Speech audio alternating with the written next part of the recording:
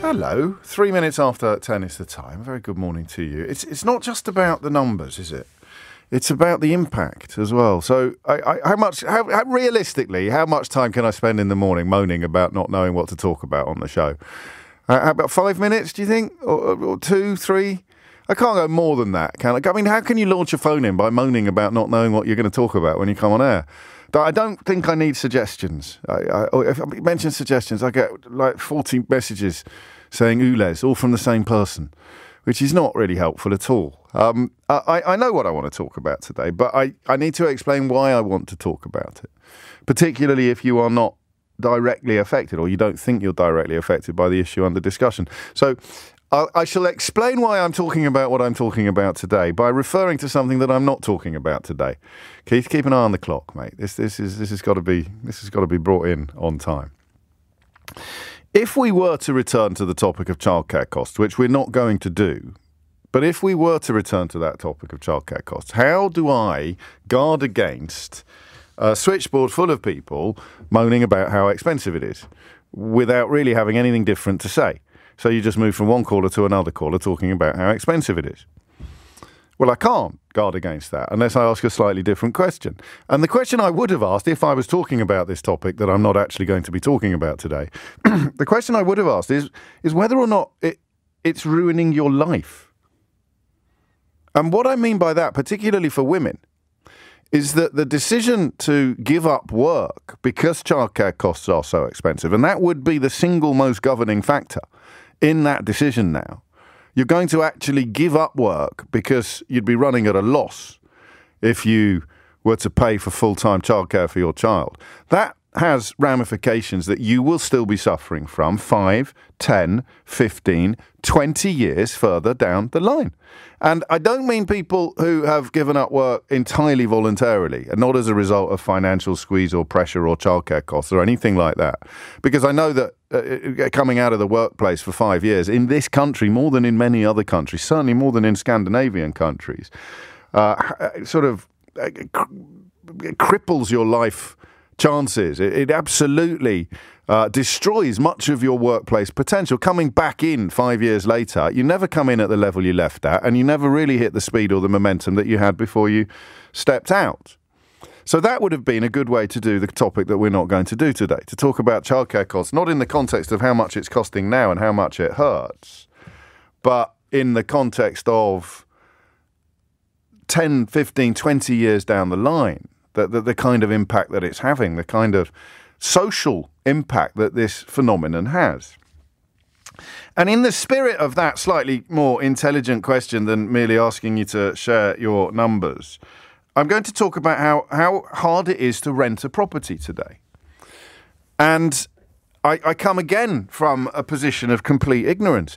When we started spending time together in the morning, I was a very much, and I don't think this was a failing on my part, I think it was reflective of the broader reality. I was and remain a middle-class cliche, but I've never been that fascinated by property prices. I've never been one of those people socially who starts talking about how much money they've made on their house in the last year or anything like that. I mean, it's unsustainable and a little bit weird, and I don't really understand it, but I don't find it that interesting either, because your home is worth one home. And even if it's gone up loads in value, when you move, you'll be buying somewhere that has also gone up loads in value.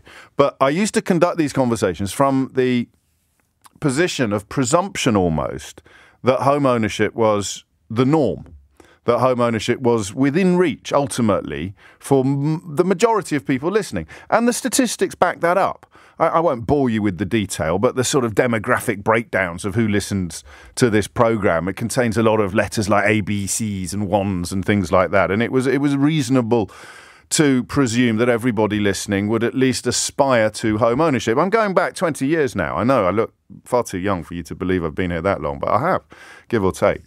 And that's changed. I only noticed this the last couple of times we've done phone-ins, is that whenever we did a property-based conversation, ownership was the defining factor. It wasn't exclusive. We've talked about renting and we've talked about buy-to-let landlords a lot, and we've talked about other issues as well.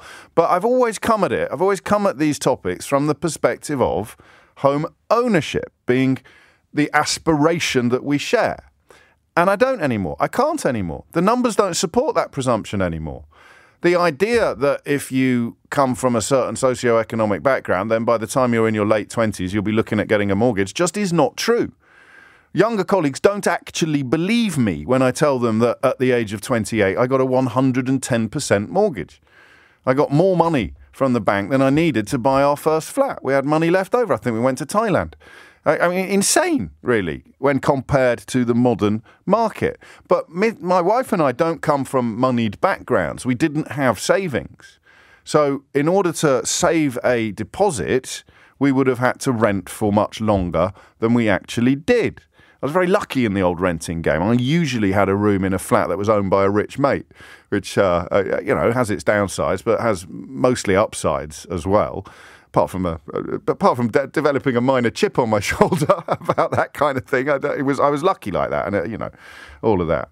And then you sort of recognise that it is no longer the expectation that you would follow your parents into home ownership, and then you have the post-2008 financial situation, which means you need a massive deposit to get on the ladder at all, and there is the problem. There is, I think, one of the biggest reasons why there are so many people chasing rental properties today compared to when I was younger, because you can't get a mortgage. Making that leap into buying is not just a night follows day kind of scenario anymore. And I'm interested in what it means for the rest of your life. Not 20 years down the line necessarily, but everywhere else. And some of these numbers are going to make your eyes pop out, right? This is London Borough of Hounslow. Let's go there because it's where I live. The rent in the last year has gone up by 15.8%. The average monthly rent for a new let in the London Borough of Hounslow, which is an interesting borough because it contains leafy suburbia of Chiswick, but then goes out up towards London Heathrow. If you're not familiar with this part of London, this is a national story. I'm just focusing on these numbers because they're in front of me now. 15.8%, and that's not the highest. In Newham, your rent has gone up, your average monthly rent has gone up in the last 12 months by 21%. 21%. So you probably haven't had a pay rise, especially if you're a junior doctor. You're probably paying more money for everything you buy now because of inflation and because of price inflation as opposed to inflation. That things cost more because they're harder to get into the country as a consequence of that brilliant Brexit that everyone was so excited about 7 years ago. And then on top of that, your biggest outgoing, and I have to stop myself from saying things like kids. I just sort of think of kids as renting. Look, I'm 51, right? And I am pretty good at not being stuck in a rut. I'm pretty good at keeping my eyeballs above the bubble that I inhabit. I know what it's like to walk a mile in other people's shoes, but I still have little habitual failings built upon presumption or even perhaps prejudice. I'm automatically thinking now of kids.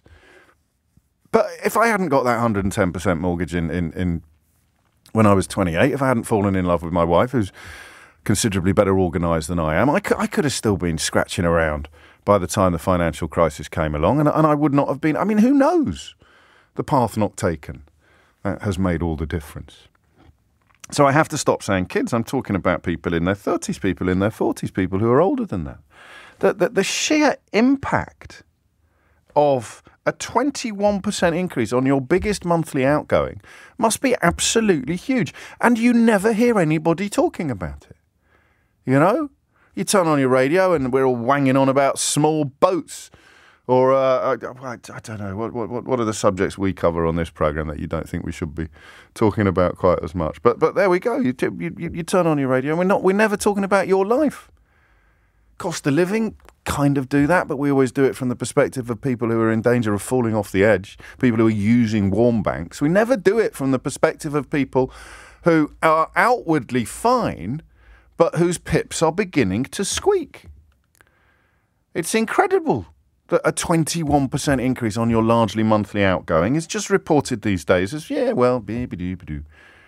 I'm trying to imagine what that would be like for me if my biggest monthly outgoing suddenly went up by 20%, 21%. You'd blooming well know about it, wouldn't you? So I like isn't quite the right word, but you know what I mean. I like the idea. I want you to call me on the sort of almost the violence of the rental market, how hard it is. I remember that story not long ago, last month, of people queuing around the block, about 150 people chasing a little house somewhere in South London. How mad is it? That's one of my favourite questions. It fits so many topics. How mad is it now trying to rent a place? Just because nobody knows. Unless you're in the middle of it and you know everything about it, and maybe you tell your parents so they know a little bit more, or your children. I stop thinking of it as being a young people's game. The rest of us haven't got a clue. It's quite bizarre that something as big as this gets so little attention. Hackney, 16.1%. Salford, 16%. 16%. Neath and Port Talbot, I always try to pronounce that correctly. I'm pretty sure I never do. Port Talbot. Neath and Port, 16% over in Wales. It's absolutely bonkers. 0345 6060 973. So how mad is it now to try to rent a place? Hit the numbers now, you will get through. And there are serious repercussions of that. Are you sofa surfing? Are you living with mum and dad? Are you sleeping in your car despite earning a crust? I don't know. I'm just putting ideas in your head to prompt you to pick up the phone. I want to get a proper picture, a full gamut of experiences on this one. And then the second part of the conversation, the first bit obviously is, what's it like? What is it like? How mad is it now to try to rent a relatively normal place? 0345 6060 973. And the second bit of the question is, how do the costs squeeze you now? What is it doing to your life? To your prospects, to your future, because you were not expecting to be spending this kind of money on rent. You're only renting so that you can save for a deposit, or you're just doing that and you want that and you don't know, and now it's just reaching, I would imagine, a kind of unsustainable level. Jeremy Hunt saying he can't give the public sector pay rises that are in line with inflation because that will increase inflation. I think I've understood that correctly. But you're now paying through the nose for your weekly shop, and on top of that, your rent's going through the roof. Through the roof. How's it hitting you? How's it affecting you? And listen, without sounding completely childish, if you want to talk about these issues more, and I do, and I believe that it's important, then you have to talk about these issues more. I can't do an hour long. There are plenty of subjects where I don't need any calls. But this is not one of them. 0345 6060 973. So to summarise the last, how many minutes did I do on the subject that we weren't going to talk? Looking at the switchboard, it's all right. It's worked out fine. But to summarise, I want you to tell me how crazy the rental market is, right? And I also want you to tell me how hard you're being hit by the rocketing rentals, the rocketing costs of renting a place. Because I hesitate to say this now, given the shift in the status quo that I referenced 10 minutes ago, the presumption of property ownership. When you're renting a place, when I was younger, it's never quite the same. Why would you pay money to get it tarted up? Why would you invest in infrastructural changes if you don't own the property? I mean, it impacts on so many areas of your life, even perhaps an air of impermanence. You live at the landlord's whim. If they change their mind and decide they want to sell, then your family home is up for grabs. Hit the numbers now, you will get through. It's 10:17.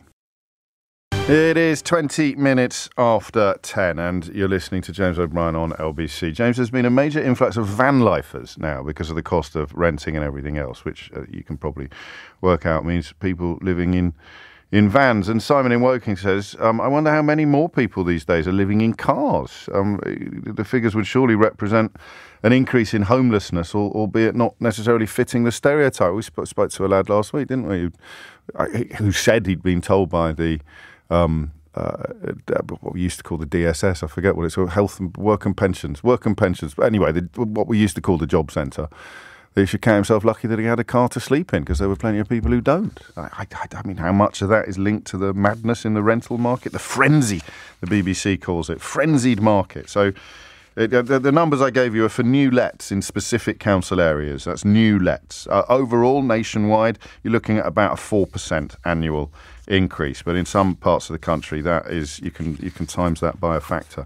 Let's start with Joe, who's in Archway. Joe, what would you like to say? Hi, you right? Sorry, I'm a little bit nervous because this is the sort of first time I've ever done something like this, to be honest. Something like what? Something like what? Phone in to a radio show. That's a relief. I can't see you. I wondered what you were playing at the other end of the phone. Well, I promise to make it as painless an experience as I can, Joe. But it's interesting that this subject prompted you to break the habit of a lifetime and pick up the phone, which suggests that you're smack in the middle of what we're talking about. Yeah, so I don't want to give too many details, but I'm in my mid-20s. I recently moved to London just after COVID. I think a lot of people, lived with their parents and then, trying to find a job and move out, and that's what I did. So I found the place, and it's a really small studio. It's £800 a month. It's about 60%, not including bills, of my wage. Cool. And obviously everything's going up in price, and I'm being squeezed. So I'm moving in with a mate, and we're going to find a place and rent it. We've been asked to do referencing from landlords, referencing from employers. I mean, I have a full list. I would have gotten up of. I would have got it up. Sorry, a bit nervous. Don't be in front of me if I'd sure. If I'd known I'd got on so quickly. But effectively, it was months of employment, full landlord basically saying that they'll give me my deposit back and everything like that, and a bunch of other things. I mean, I've heard. I mean, I haven't been asked, but I've been heard from people, and I've read that people have been asked for pictures from landlords. What, of themselves? Like a CV, yeah. Crikey.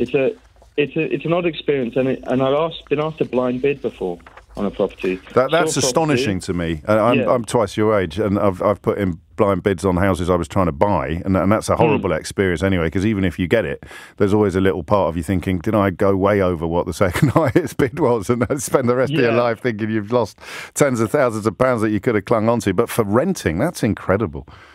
And the thing is, obviously, I went in my what the price was advertised as, I could barely afford. And you're expected to come in higher. How many places have you and your mate got in your sights? I mean, because reading some of the coverage today, there aren't any. So you say it in our sites, when we were looking on, the standard websites, Rightmove, Zoopla, etc., we'd apply for a place, apply in quote marks, and then it would be gone, or we just wouldn't get an email. It's like applying for a job. You just don't hear back from anyone. Nothing out there. And have you handed in notice on your current place? Yeah, I just have now because I've got one. Right. Hopefully, we're doing the full work, so I'm going through. It's quite an exhaustive. Yeah, to provide chapter and verse on sort of every area of. I can see why landlords are doing that. They're doing it because they can. They can absolutely copper bottom any tenancy and to ensure that they don't get left holding the proverbial baby. But from your point of view, you've got no powers, no real recourse, no agency, in fact, especially if you're being asked to put in bids. Joe, thank you. I'm going to crack on because it's gone a bit bonkers. As you would expect, if the story is as serious as I'm reading, and the number of people affected by it who don't often get the opportunity to talk about it is going to be enormous. Dale's in Aldershot. Dale, what made you pick up the phone? Hiya, James. Yeah, this is another story close to my heart. Basically, the way the deposit is working at the moment, I'm really struggling each month to save, and I'm getting increasingly squeezed in all matter of sense, just by your shopping bills, also by the rental increase. And I don't have access to bank of mum and dad. I have no one other than myself to try and save. Sure. It's actually resulted in a change to my working conditions in that I had to give up permanent employment and go on a form of contract which is similar to bank, what nurses have to do. Why? In order to, because my current wage in local government would only allow me to meet ends meet. Right. I had to contract in order to save the extra money that I need to try and get on the property ladder, and even that's been squeezed now. So you've sacrificed some security for a higher wage. Absolutely. I've sacrificed pension, holiday pay. So you're still in your eyes are fixed upon property ownership. You want to get a mortgage. You'll try that's your top priority. Save enough for a deposit. I have a son, and I want something for him when he's older as security, because I don't have that through my folk, and I wanted to try and break the chain, so to speak, and give him something that I never had the opportunity of, so he doesn't have to go through what I'm going through now, which is a real struggle. Yeah. And I just hope that I don't get ill as a result. Well, I think that was an old Neil Kinnock line, wasn't it? It's don't get sick under the Tories. Sort of surprised Starmer isn't trying to make more of a bid for people like you in this circumstance. No one's really speaking out for you, are they? No, I don't see this as being. We read about the cost of living crisis, and we read about the extremities of people, and we read about warm banks. We don't really read about the grind that people on relatively decent wages are now enduring on a daily basis. Absolutely. And rent is a huge part of it. Why do we know why? Do we know why the rent is rocketing? I mean, supply and demand is the obvious answer, but that power, so much power being given to landlords because people like you can't become homeowners at the age or at the stage of life that you previously would have expected to. Thank you, Dale, mate. Take care. Anna is in Cornwall. Anna, what would you like to say? Hello, hi. Hello. I'm in a weird situation where I'm a landlady, but I'm also a renter. Okay. So the property that you rent out is a long way away from Cornwall. Yes. Well, I have a property in Bristol because of professional reasons. We had to leave Bristol. Yes. So my husband and I are accidental landlords. So we only have this property, and we've just got new tenants in, and we had 58 applicants. Wow. All of them passed the initial sift, which, according to the platform, the online platform that we use, they had to have a certain amount of, wages and professional employed people. And 58 people were worthy of renting our house. We whittled it down to 8. How? Just out of interest, how did you whittle it down to 8? We asked them to write a little bit about themselves. Right. So Joe. So I'm sorry, I'm talking over you in a shameless and annoying and obnoxious fashion. But Joe, you see, describes what's happening to him, and it sounds awful. But then you explain why you have to do that, because there's 58 Joes applying for your house, and you've got to somehow get that down to 8. And how else are you going to do it except by asking for a full CV or a full, chapter and verse on the last 10 years of their life? Well, the way we advertise our property, we said this is our home. So we need people that will treat the property as their home as well. Yeah, and fair enough. For the garden, which are planted very carefully.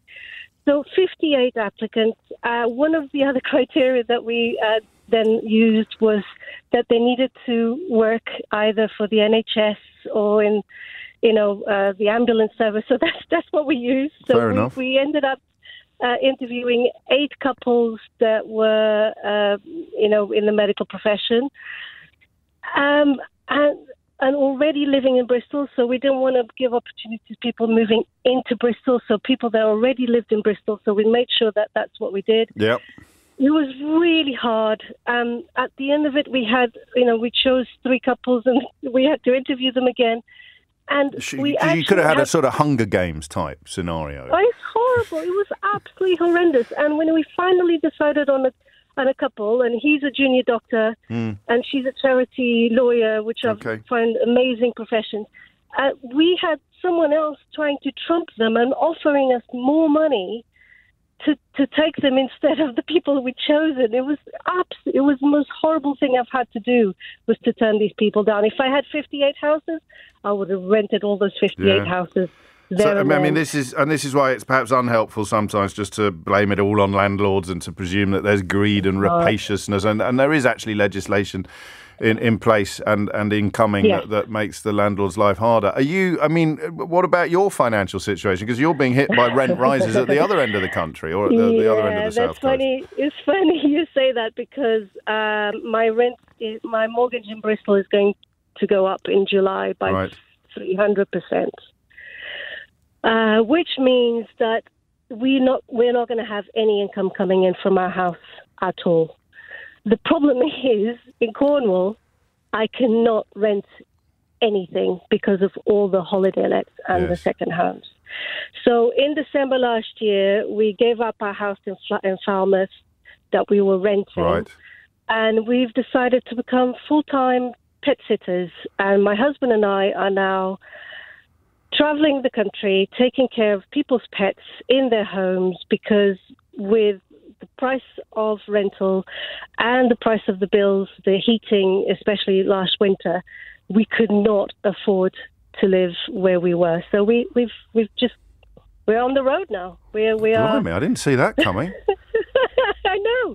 We have been taking care of people's pets pretty much full So time house sitting, really? You just house sit your way around the country? We're house sitting. Which is not an option that is open to many people, but obviously it's open to you. Good, I mean, crikey, Anna, that was a sort of astonishing call. You have 3 separate areas of relevance, and that notion of trying to just whittle down 58 applicants to 8 when you haven't even got your own home to live in, as it were. Thank you, and the mortgage increase is on the way, of course, for people on fixed terms.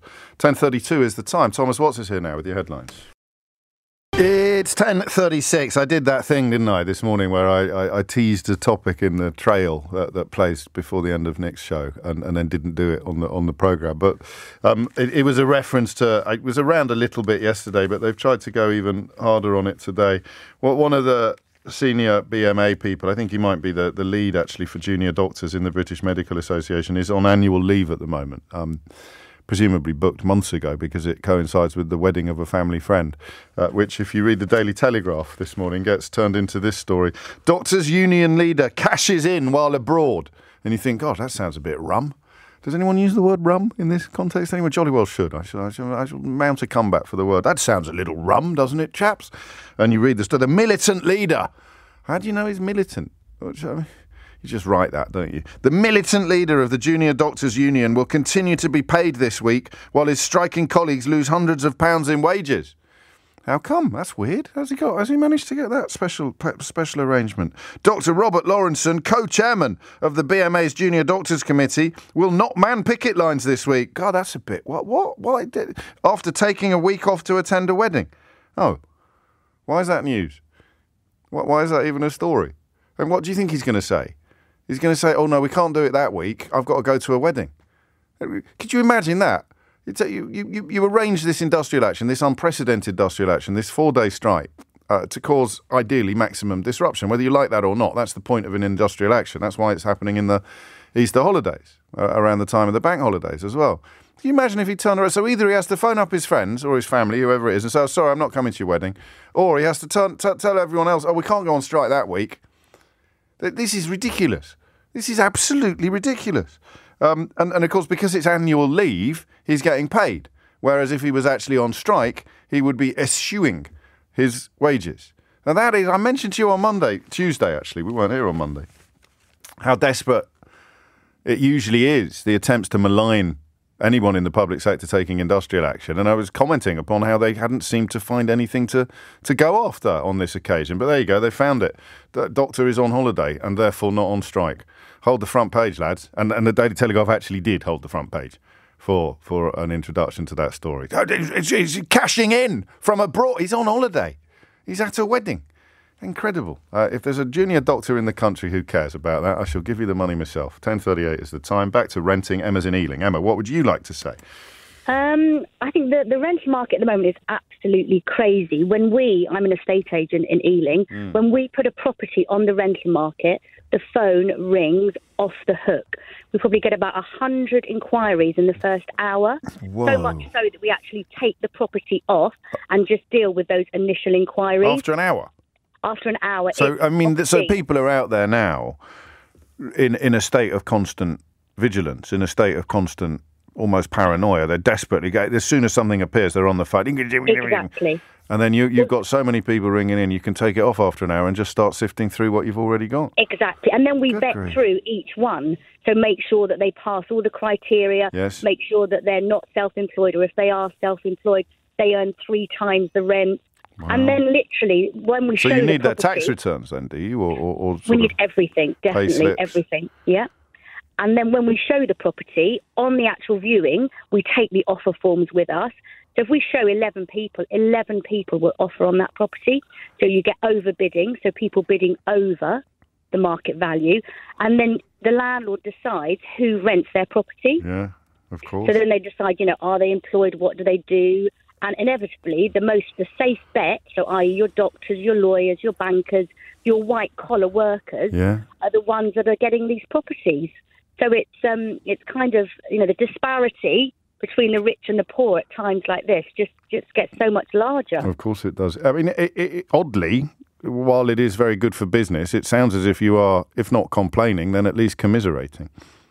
Yeah, I mean, I think the biggest challenge there is at the moment with the housing market is there's no stock. So because landlords are selling their stock because of all the tax implications of owning a rental home, there's no properties. So that bit, this is where I end up sounding very stupid, Emma, because they're selling it, but it doesn't disappear. It's still there. It's still a home. It's still a dwelling. Yes, but what happens is, so at the moment in London, there's so many flats on the sales market at the moment because investors that previously bought these properties, they're not buying them now. So the house prices are falling in London for flats. Are they? Because there's so much stock. Oh, so we're getting the hangover of the buy-to-let boom then now? Exactly. As a consequence of tax changes. And a lot of these places will be empty then, but the landlord is determined to sell it rather than rent it out. Exactly. Because I keep seeing empty flats. I'm a very strange person. I always sit on the top. I always sit on the top deck of the bus so that I can be nosy. And actually, oddly, I get the E8 up to Ealing quite often as well. Oh, do you? So I look through the windows of places with signs outside, and they're very often empty. Small houses and flats are very often empty, and that would be why. Exactly. Gosh. So I think the government needs to introduce a kind of mortgage that is purely will get tax breaks to encourage, because government aren't providing enough social housing. No, of course so the private sector's supporting the government, but at the moment, that cushion's gone. The private landlords... So they're squeezing out the private landlords for good reasons, whether you like it or not, because the rationale behind it is to increase home ownership, particularly for younger people, but they're not squeezing in the younger people to buy homes because it's still impossible to get a mortgage. So the banks need a bit of a laxative, an economic laxative, and that can only really come from government. Exactly. But at the moment, the rents that you're paying, if you were getting a mortgage, your mortgage would be more than the rent. No, I've always said that. You see, all these people who say they can't afford to buy a flat, they are buying a flat. They're just not buying it for themselves. They're buying it for someone else.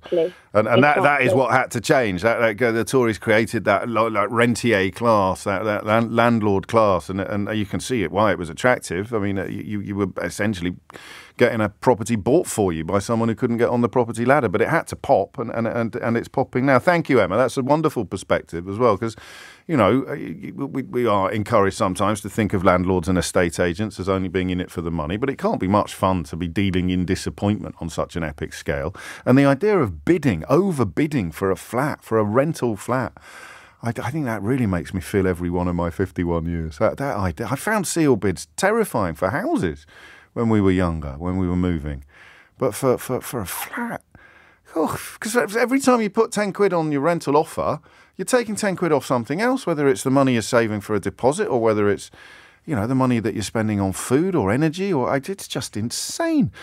I'm told Labour have got some ideas in this area, but it is perhaps time for them to start sharing them as effectively as they managed to share those mildly abusive adverts featuring Rishi Sunak over the course of the last weekend. Paul's in Horsham. Paul, what would you like to say? Yeah, hi James. So I think Emma's stolen my thunder a little bit, as I run a lettings agency and a mortgage advisory business as well, and I think she's made some really strong sort of good points that I was going to make as well. But there's a couple of other elements on top of that which I think is overlooked, and a lot of it does go back to government or failure of government policy. But one of the things now, we're seeing a massive growth in short-term lets, and it's kind of a bit like the Wild West. So a lot of landlords are going we're looking at the legislation that's making it less and less attractive to be a landlord.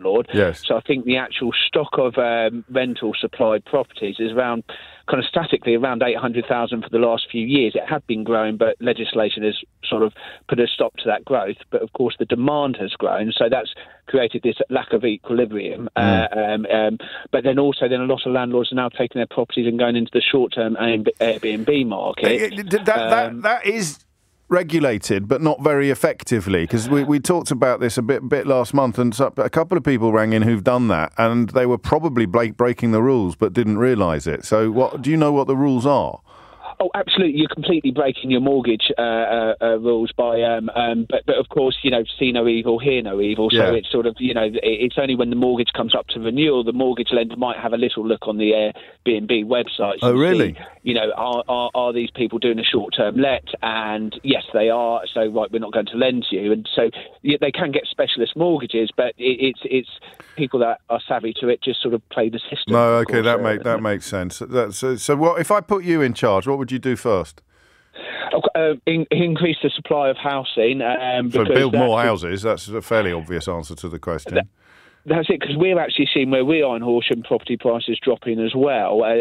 But again, it's and so for the first time, because we're now seeing a lack of supply of buyers. Of course, it's so people aren't looking to buy; they're looking to rent. So the supply and demand is going in the opposite direction on the buying as it is on the renting.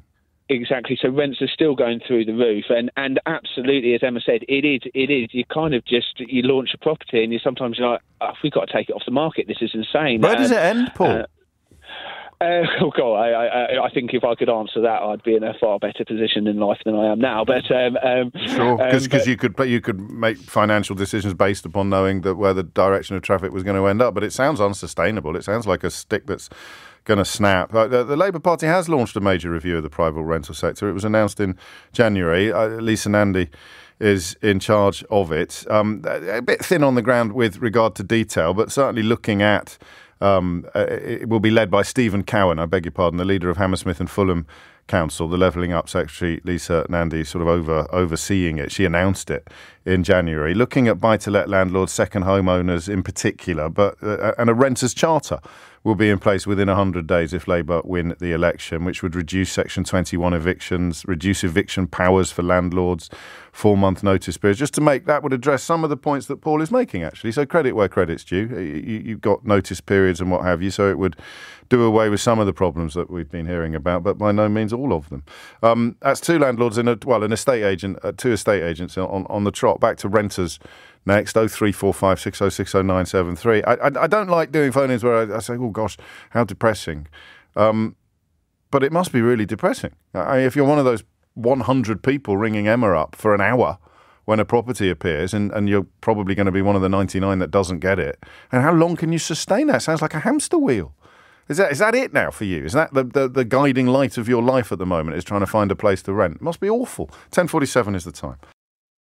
10:51 is the time. You're listening to James O'Brien on LBC. I haven't quite decided what we're going to talk about in the next hour, but I am very drawn to the continuing criticism from Saida Varsi of Suella Braverman. She obviously, I think, the dam broke on this programme on Tuesday when she really didn't retreat from using the word racist to describe Suella Braverman's rhetoric on a number of issues. She goes further in a newspaper article today. Whether this consistent use of racist rhetoric is strategy or incompetence doesn't matter. Both show she is not fit to hold high office. And the writer Satnam Sanghera takes it a little further on Twitter. So you can make it to the top in Britain as a person of colour, as long as you agree to argue that racism is not a problem, and as long as you're willing to propound actual racism in your politics. Varsi is right. It's not progress. It might even be the opposite of progress.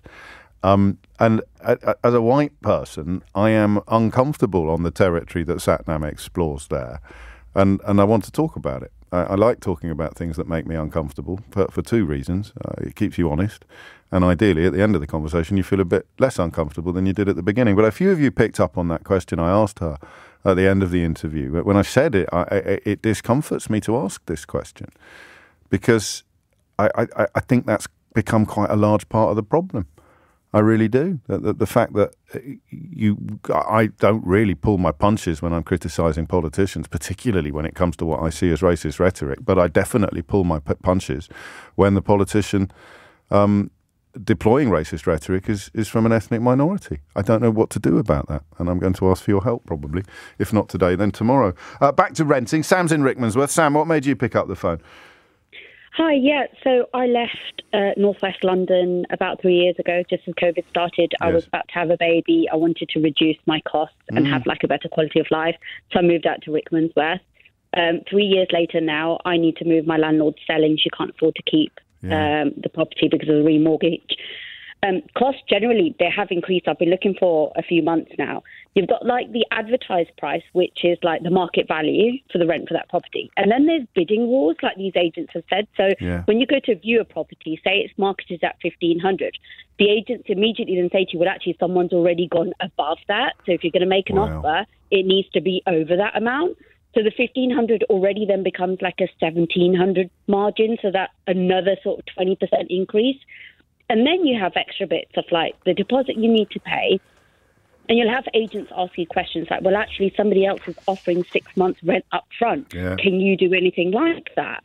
I mean, if I was able to give 6 months rent up front, the deposit, and, the extra sort of fee, sometimes you have I've heard and I've seen backhanded payments being made to agents to get to the top of the list for a property as well. So if you're able to do all of that, you're looking in excess of about £10,000, £15,000. I'd buy a house if I could. It's bizarre, if I had that type of isn't money. it? It's crazy.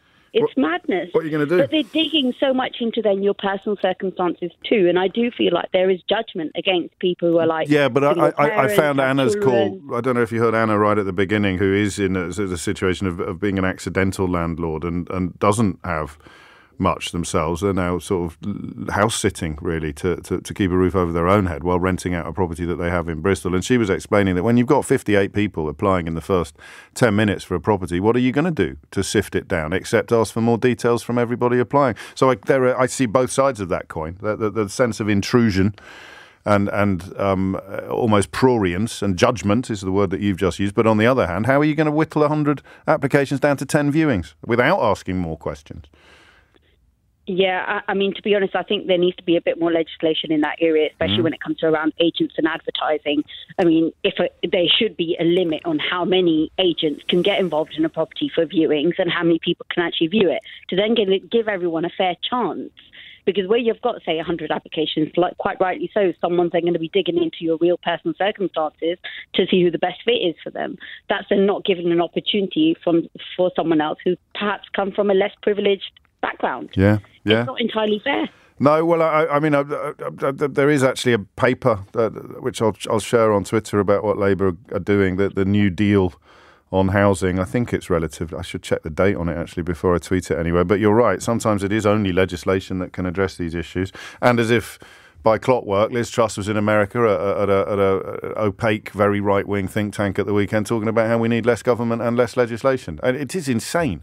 Because she's a former prime... Have we got that clip? Have we got it? No. Because she's a former prime minister, there's a sort of necessary affording of respect. But the absolute rubbishness of Liz Truss is going to be baffling historians for decades to come. She'll end up being a pub quiz answer, 49 days or something. Is it 49 days or 59 days? So that'll be the pub quiz question. That's all she's fit for. But the idea that she now gets to tool the country, shilling for dodgy outfits, claiming that we've got too much government or the anti-growth coalition, it would be laughable if it wasn't so tragic. And have a listen to this. It just as an example.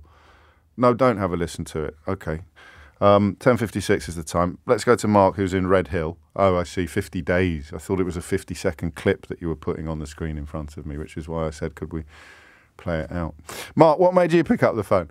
Well, actually, I'm subject to a very strange law called a Section 21. I've just read about those. These are sort of no-fault eviction type things. Yeah. Well, I got one. The funny thing was I was away on business in Germany for about 30 days. Right. When I get back, I found the envelope. Open it up. You have to be out in 90 days, which by then was 60. So I ring the estate agent and said, why didn't you ring me? Yeah. Because I could have come home. Or we don't ring because it gets too aggressive. Because you can imagine, you just put it out. There's nothing you can do about it. But what I found, it was quite amusing now I look back on it, because I moved out earlier. But inside the envelope is a little government leaflet from the Department for Levelling Up, basically advising you that you've got no rights at all and you have to get out. Well, you can laugh about it now. I mean, what sort of a hole did it put you in? Did you find it easy to get somewhere new? No, there's nowhere. I've come across these bidding wars, and in truth, I can go up to about £1,500, £1,600 a month. I have a good job. Yeah. But I look for things, and you do literally get 10 people coming there. You say to the estate agent, right, I'll take it. Oh, well, we've already been offered more than that. That's if you can find one. It's really ludicrous. It's laughable, to be honest. So are you hanging at the moment then? Are you not? Yeah. Well, luckily enough, my daughter doesn't live too far away, so I'm sleeping up in her loft. Good grief. What a reversal of fortunes that is, eh? So you're a stay-at-home dad. Yeah, for my 40-year-old daughter. I'm 62. Right. It's not that easy to find places when you're my age. If it's not an intrusive question, if you've got that sort of level of disposable income, why aren't you looking to buy? I can't get a mortgage. I got divorced about 3 years ago, and I lost everything. Oh, so my ex, and fair enough, my ex-wife got it, and my younger children were living with her. So you've got to be a bit philosophical and stoic about these. So you haven't got the savings in place for a deposit, even though your income is quite healthy. Exactly. Now, if I could move somewhere else, a lot cheaper, like the northwest of England, then I could possibly save. But not at the moment. I mean, as I say, I'm on a very, very good wage. Less than the Queen, but more than a politician. But you just cannot save. Or less than the King, I should say now. Yeah, less than the King, but more than a politician. And that, of course, the more you're paying in the rent, the harder it is to get any savings put away for. Exactly. To get out of this hamster wheel, to get out of this cycle. Yeah, and I've seen the people putting sealed bids in. I even witnessed one estate agent getting a backhander in a brown envelope. But you saw it happen? Oh, yes, I saw it. Gosh. You can see what I mean. I don't know whether I need to put in any caveats about. I'm sure that doesn't happen, and lots of no, I'm sure. But you know what you saw, and of course you did, because that's the first thing you could. A certain type of character says, "Is there anything I can do to sweeten this deal a bit? Is there anything I can do to jump the queue?" And to share with you, I've overbid on the prices as well, because you get to a point of desperation. Well, what are you going to do? Well, I don't know. I think I might buy a transit van and convert it. Leave it in your daughter's drive. She'll be chuffed. Yeah, something like that. Furry dice. She'll love it. No. I don't do this very often, and it's probably going to sound a little bit weird, Mark, but you sound like a really lovely bloke. I like to think I am. I try my best. No, well, that's all any of us can do. That's all. But you really do, because you've obviously been through a tough time of it. But you've come up laughing, and I just thought I'd say that. I don't know why. The moment took me. Take care as well, mate. Look after yourself. It's 11 o'clock. It is 4 minutes after 11, and you're listening to James O'Brien on LBC. It's we're going to have a tricky conversation next. I'm going to need your help, even more than usual. Begin with white privilege. It still seems to confuse and baffle some people. I've been looking at polling all week about whether or not people think that gollywog dolls are racist. And I mean, I cannot understand why opinion polling on whether or not something is racist is so heavily weighted towards white people. It's just bizarre. It's not much point asking me whether or not something is racist unless I am at least au fait with the victimhood of racism. It's quite bizarre that. I think someone picked up on it, that last time they did it, they separated out ethnic minority attitudes. You want to know whether something is racist? Surely the only people who are properly qualified to answer that question are the people who are the victims of the racism, the alleged racism, and then the rest of us should listen to them. I don't need some, old white pub bore to tell me that gollywogs aren't racist. It's like asking a racist. Very rarely do you meet people who say, yeah, I'm racist. So when you say to somebody like that, is a gollywog racist? They'll say, no, definitely not. Without adding, I'm a massive racist. And I don't think they're racist. It's just the weirdest sort of opinion polling. I mention that because, as Tony Benn put it better perhaps than anybody else, you never win. You never win, you never lose. All you've got is constant tension, constant pushing, a constant locking of horns. I generally mention Roe versus Wade at this point because the reversal of abortion legislation in America as a consequence of Donald Trump loading the Supreme Court with some very suspect people is probably the best example of my lifetime of thinking that social progress had been made and then having it taken away by reactionaries and weirdos. And it's true of everything. I couldn't believe that gollywogs were back in the news. I think we used to have very half-hearted conversations about them, perhaps 20 years ago when I started in this job. It's like 1970s phone-in radio. But there it is. You've got someone in, I forget precisely where, claiming that it's not remotely racist and that he wore a Britain First T-shirt by accident. Like, we've all done that. Who here hasn't got out of bed, pulled on a T-shirt and then accidentally worn a garment that is associated with the far right, but definitely not a racist. No, nothing racist about it. It's all pictures of gollywogs being lynched.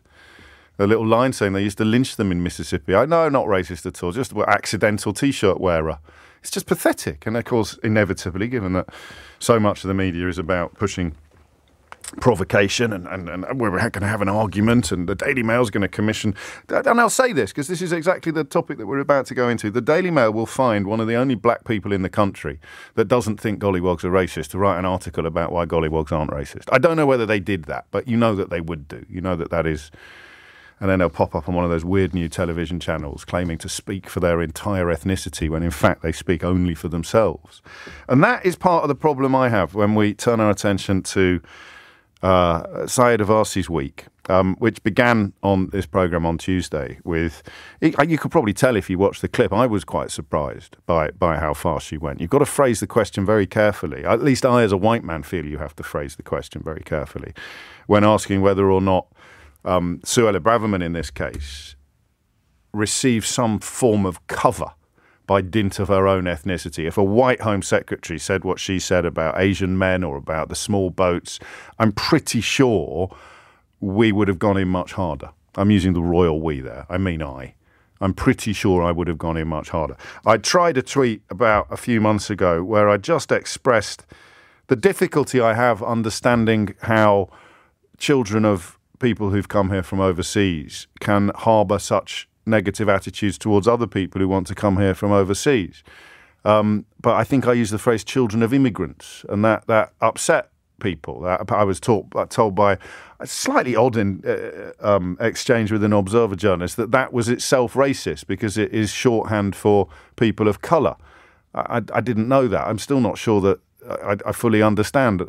How do I describe Dominic Raab, the son of a Czech refugee, who is part of a government that is adopting absolutely vicious attitudes towards refugees? I find it weird that the son of a refugee, I find it weirder for a son of a refugee to endorse these sort of policies than I do for the son of someone who wasn't a refugee. I just do. But it was an interesting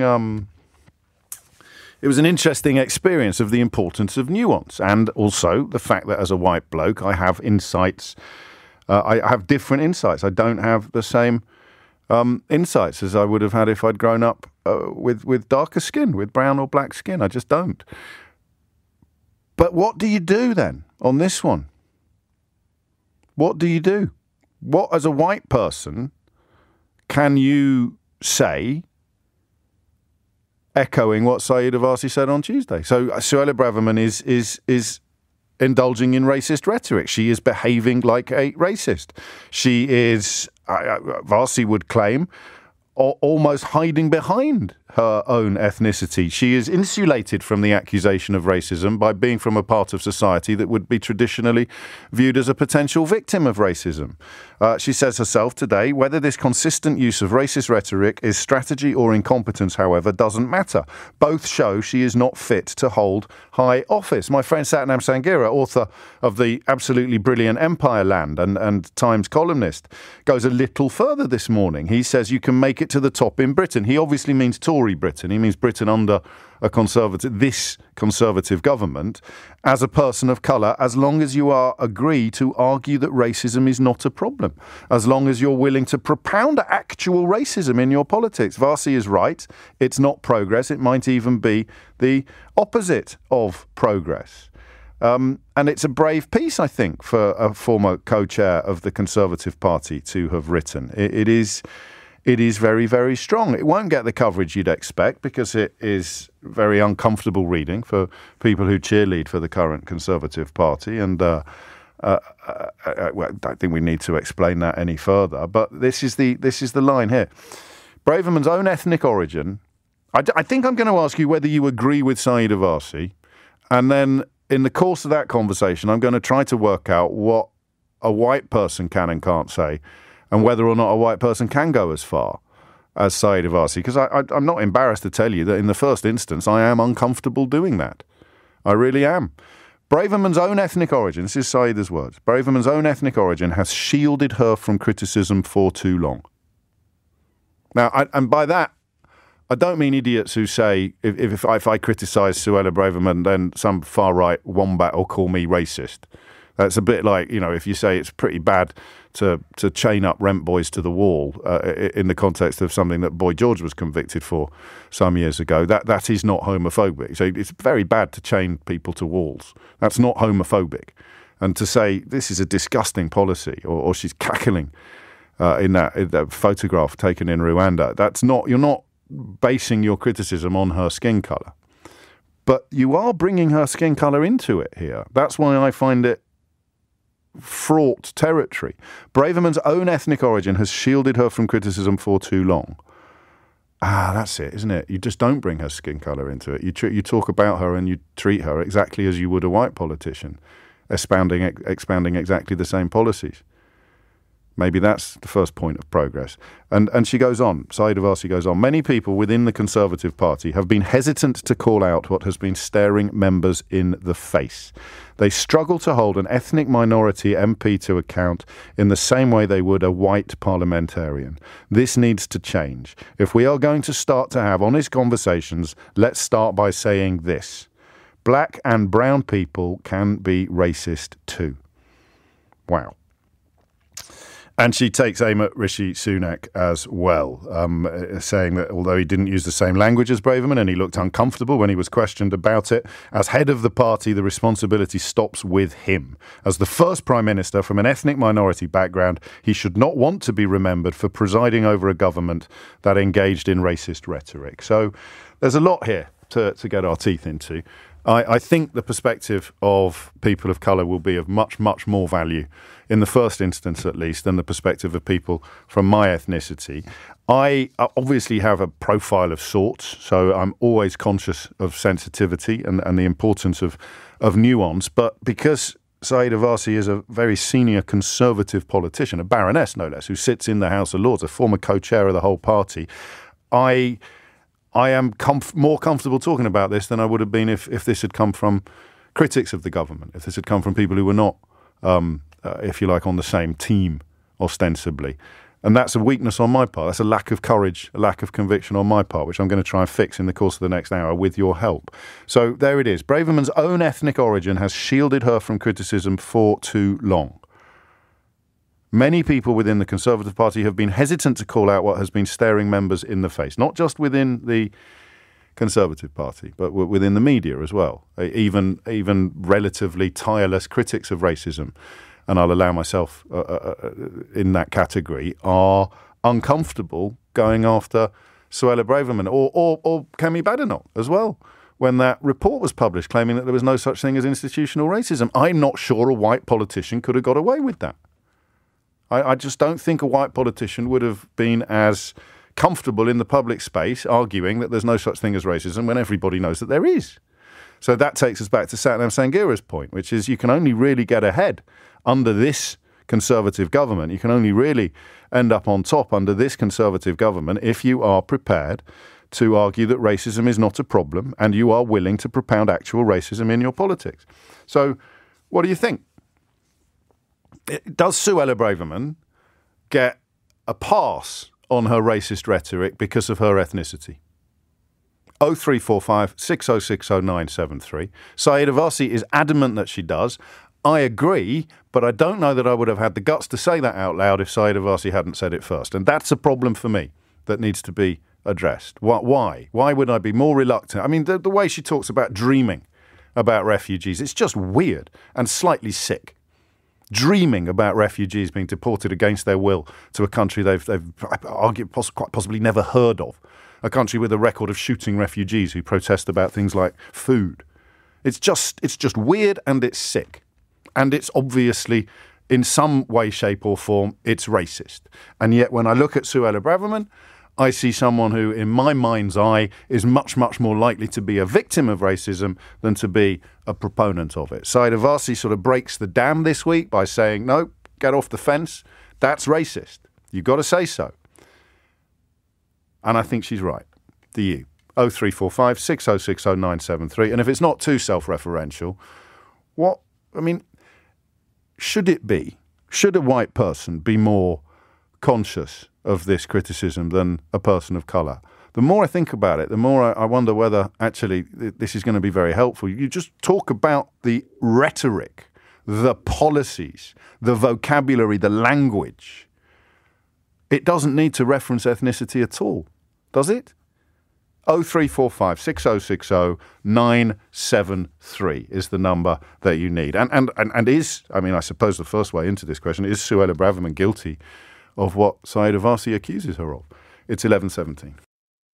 It's 20 minutes after 11 and you're listening to James O'Brien on LBC. The question is relatively straightforward but incredibly loaded, so sensitivity please and respect, I suppose, for the subject matter and the people under discussion. But when Suella Braverman, a very prominent conservative politician of Asian heritage, accuses Suella Braverman, a very prominent conservative politician of Asian heritage, of racism, essentially, of engaging in racist rhetoric, either by accident or by design. The line she uses something along the lines of either incompetence or deliberate, and says that she's not fit for high office. Is that fair? Is the fact that Suella Braverman is herself from an ethnic minority providing her with cover from criticism that would be very, very clearly levelled at a white politician engaging in similarly racist rhetoric? Bivyesh is in Harrow. Bivyesh, what made you pick up the phone? Well, James, hi. Thanks for taking my call, and obviously a big fan. I have to say, obviously. There's plenty of haters out there, Bivyesh. Right. So I'm an East African Indian. Right. I came here 41 years ago. I'm 60 now. So Suella Braverman and Priti Patel are basically people of my generation. Yes. To give you some historic background, Indians went from India to Eastern Southern Africa during the colonial times, and they basically formed the middle layer. Yes. So the top layer was white, middle layer was Indians, and the bottom layer was black people. So to give you an idea, in our household, black people were working as housekeepers. So my mother, who I loved dearly, and bless her soul, and my father, they were both incredibly racist towards black people because they saw them as an underclass. And that attitude has come to this country with people from East African Asian background. And that's why you've got people like Priti Patel and Suella Braverman, who've both got East African roots. And some of us have seen the light and decided that's not the right thing. But I've got members of my family and friends who, even today, I argue with, who will tell you that we are better immigrants, especially Ugandan Asians remember, James, yes. East African Indians have come to this country, and it's proved that we are the most successful ethnic group now. Yes. And that's why they will tell you that we are better immigrants. Well, it was an exodus, as you've described it as well. It was an exodus of already quite wealthy people, wasn't it? Of successful business people who were chucked out of the country by Idi Amin. So, I not to get too bogged down in the detail, but you arrive with a much healthier foundation upon which to build careers and lives than somebody who's come here with next to nothing in search of a better life. It's going to be a mixture of both. But how does that, for want of a better word, how does that migrate to an apparent hatred of modern day refugees fleeing places like Syria or Afghanistan as well as Africa? Well, that also, and remember, Indians will always have some sort of issues with Muslims. Sure. So that goes back to the subcontinent issue. So when Priti Patel and again in my family and friends circle, they'll look at Pakistani men as an underclass again. Right. Because and that's to do with the Hindu-Muslim issue. Yes. So when you talk about refugees from Syria and Afghanistan, again that goes back to that issue. Oh gosh. So there's no doubt at all in your mind then that Suella Braverman is right?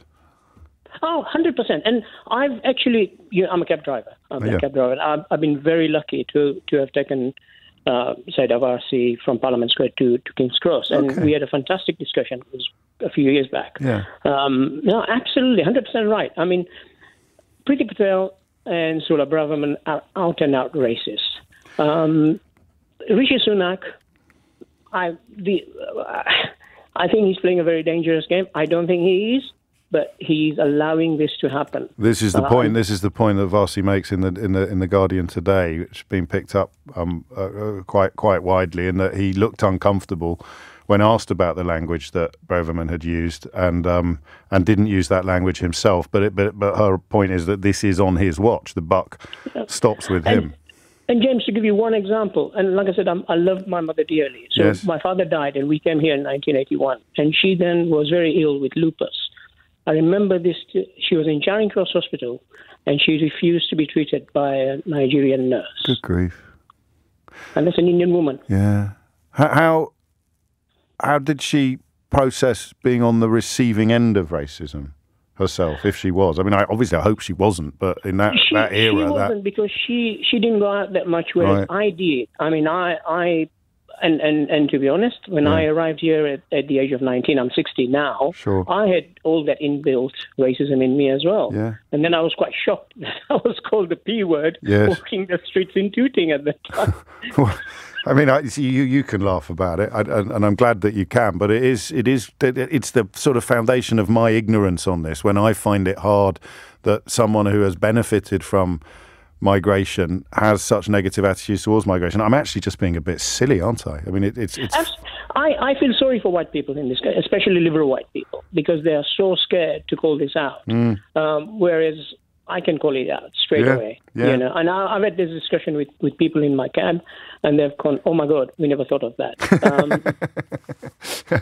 Crikey. Yeah, well, I mean, scared is a word that I have to accept. I think that criticism is there. You shouldn't be scared. But I need guidance from people like you and people like Saeed Avasi. And when that guidance is in place, my own courage will increase, because I find the policies absolutely disgusting. And I find the attempts to sort of cloak it or pretend that criticism of Suella Braverman comes from anywhere except a hatred of the policies she's trying to implement and the racist rhetoric that she very, very casually deploys, they can be quite unnerving as well, but you've got to man up. You've got to deal with it. 26 minutes after 11, the Daily Mail ran a flipping newspaper article about that cropped picture of her in Rwanda from my Twitter, without mentioning that their own columnist did exactly the same thing that I did. So you know what they're doing. There's a wonderful piece in the New European today about 100 years of racism from the Daily Mail. But when they set their sights on you, it can be temporarily unnerving. Thank you, Bivyesh. I shall take that on board. I look forward to getting into your cab. Mike's in Crewe. Mike, what would you like to say? Hi, James. Well, what I'd like to say is that finally somebody has been brave enough to actually call out something which, to I believe, a good majority of people of various colours, I'm black myself, were well aware of and sort of smiled to themselves when they saw certain people getting up to certain parts of the senior parts of the Conservative Party. Yes. And they then proudly pointed at them to say, hey, we can't be a racist party because, hey, look at our leader. He has the benefit of being rich, and that will usurp the issue of the colour. And also, the other way to do it is what Suella Braverman has done. And she is more than happy to run interference by saying things that are blatantly racist that a white person could not say. Yes. And before people say, oh, here we go, it's a race card again, just think about it this way. They have exactly the same thing with 30p Lee. 30p Lee is able, when they say, oh, you're elitist and it's all about money, he's able to say, well, I have to sell my car and I lived on 27p a week and could make 83 it's bogus for my kids. It's bogus fellowship, isn't it? That's exactly it. Now, the problem, I'm in my 60s, so I lived through the 60s and the 70s and so on, and that was overt racism. And I watched that overt racism go underground and then start to dissipate.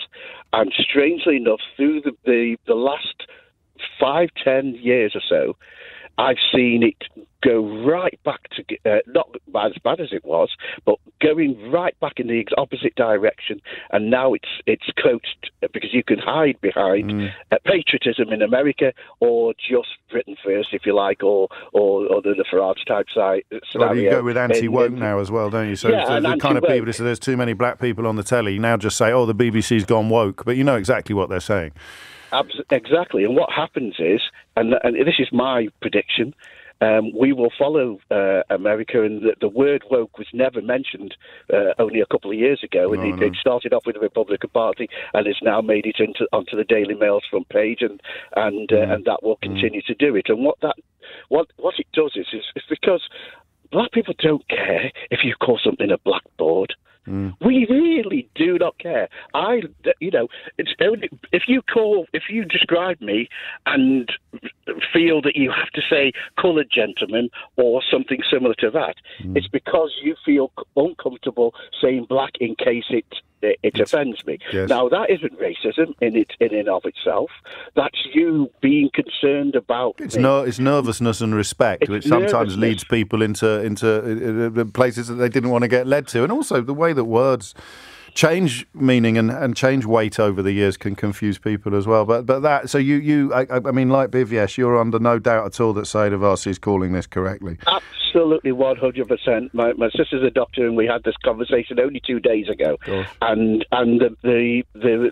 it's annoying in the extreme, because you know that the only reason why this can be acceptable is because they have that cover. But because you're black, it doesn't mean that you can't either adopt the racist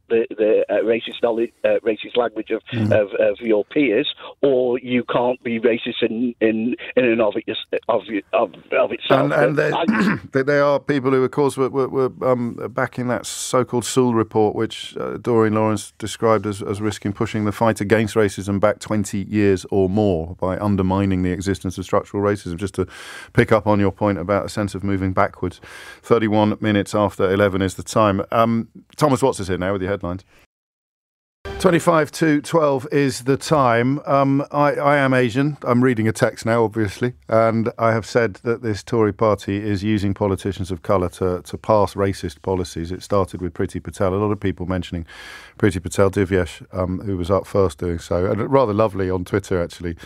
Robert tweeted, "The callers to Mr. James O.B. this hour are on fire yet again. I'm supposed to be going to Waitrose for my free coffee."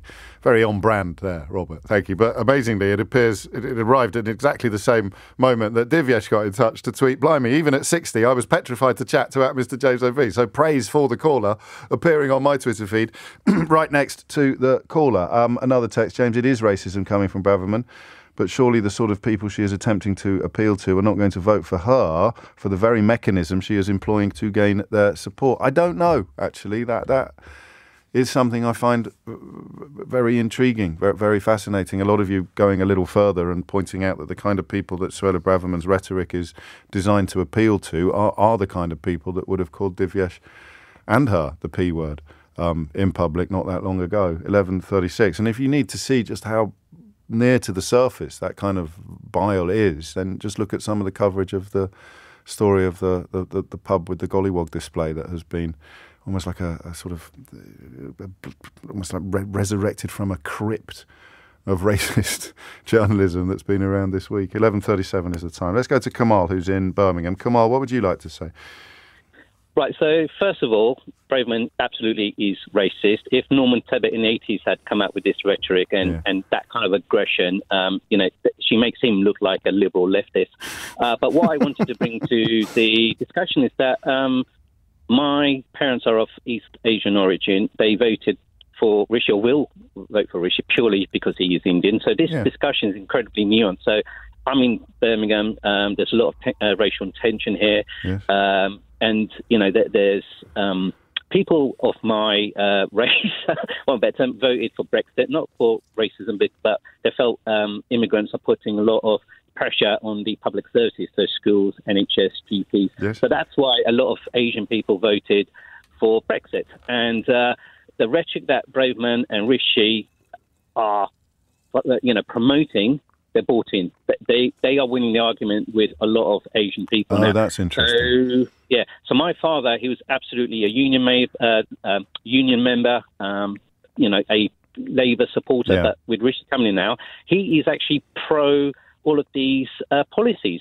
It's absolutely astounding to hear him talk now. Anti-immigration, yay! More tax, yay! Who wants to vote Labour now?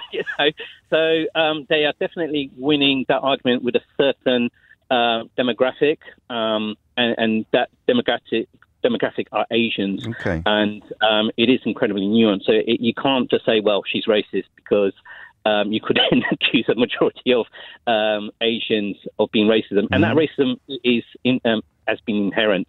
Of your early caller about East African black people, that racism is still here with people who have emigrated from East Asia, definitely, and I've seen it firsthand. In fact, I've had arguments with my family around this, but it's very they keep it hidden.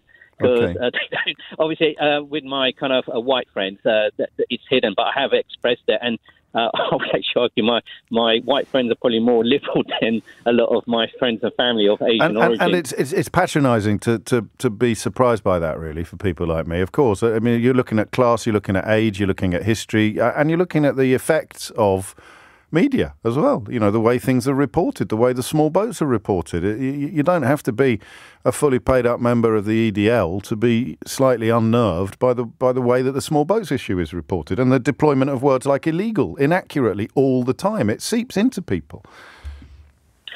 Yeah, and about this immigration as well, there's a big concern that immigrants are putting a lot of pressure on the public services. So a lot of that racism and anti-immigration is coming from something that's been But I get. So does your dad not realise that when white Tory politicians or UKIP types talk about pressure on public services, they're talking about him? So he hated Margaret Thatcher, hated Norman Tebbit. What's changed? What swung his pendulum, do you think? Yeah, Rishi Sunak, he's Indian. It's a proud moment for the Asian community. The British But Empire... let me just pick that. I want to just take you back to that, because the strain on public services is one of the lines usually deployed by racists to make points that can't actually be called racist. Why wouldn't you be cross about Boris Johnson having 27 children if you're really worried about the number of school places in this country, or it's only the refugees or only the immigrants that are putting pressure on public sector? Never mentioned people, like Wahid Aryan, who's become a doctor. So when a white racist talks about the pressure on housing or the pressure on schools or the pressure on public services, or when the sort of Leave.eu lot start talking about the NHS, does your dad not realise that they're talking about him and to an extent you? That it creates in the mind of people the idea that anyone who's not white has no business taking up a space in our public sector? No, I think that racism argument has slightly gone away. So they voted Brexit because Polish people work very hard. They love Polish, but something that resonated with them was when Farage discussed about Romanians. That really resonated with them, and that was one of the reasons they actually called out they voted Brexit. They don't see the racism aspect. My father-in-law, he's a dentist. He was called over. He voted Brexit as well, not because of any racism from that they experienced. Well, it was, but the main reason they voted is because of the Eastern Europeans putting pressure on the public services, that especially around the NHS as well, going to the hospital and seeing immigrants there. So that's what I'm saying. I get it. I mean, they made Facebook adverts directly to... How do they feel? Just this is my pet subject, as I'm sure you know, Kamal. How do they feel it's going currently? Brexit. Well, they're waltzing to the front of the queue in A&E, are they? Their waiting lists have been absolutely decimated. Everyone can see the GP whenever they want. It's working out well for them. Yeah, so that's not changed. But the biggest pain for them is queuing up at the airport before in the EU. They could just go straight through, showing their purple passport that's with about, a blue. That's about to get worse. Pain, but they haven't actually seen any change really with the Brexit. They're probably some more with Liz Truss with the exchange rate, but other than that, they've not seen any improvement. But then on the flip side, I don't think they've seen any downside either. No, if you're not in the kind of business that relies on import and export, then you wouldn't have done. Thank you, mate. Everyone being very helpful in this phone-in. The nuance, I know it's reaching a lot of ears in a very good way. 11:43 is the time. Should we go to Idiot's Corner? Here is... actually, do you know what? I'm not going to read that one out because I think some of these now are being sent in a direct attempt to get into Idiot's Corner. So I'm going to exercise a little bit more editorial judgment. Hassan is in Westminster. Hassan, what would you like to say? Yeah, hi there, James. Look, I've been listening to a lot of callers. I think I agree with a lot of points that were being made. I am of Pakistani origin. I arrived here when I was in my mid-20s. I'm from a different political persuasion than Saida Warsi, but I think on this, I fully agree with her. Yes. I think there is,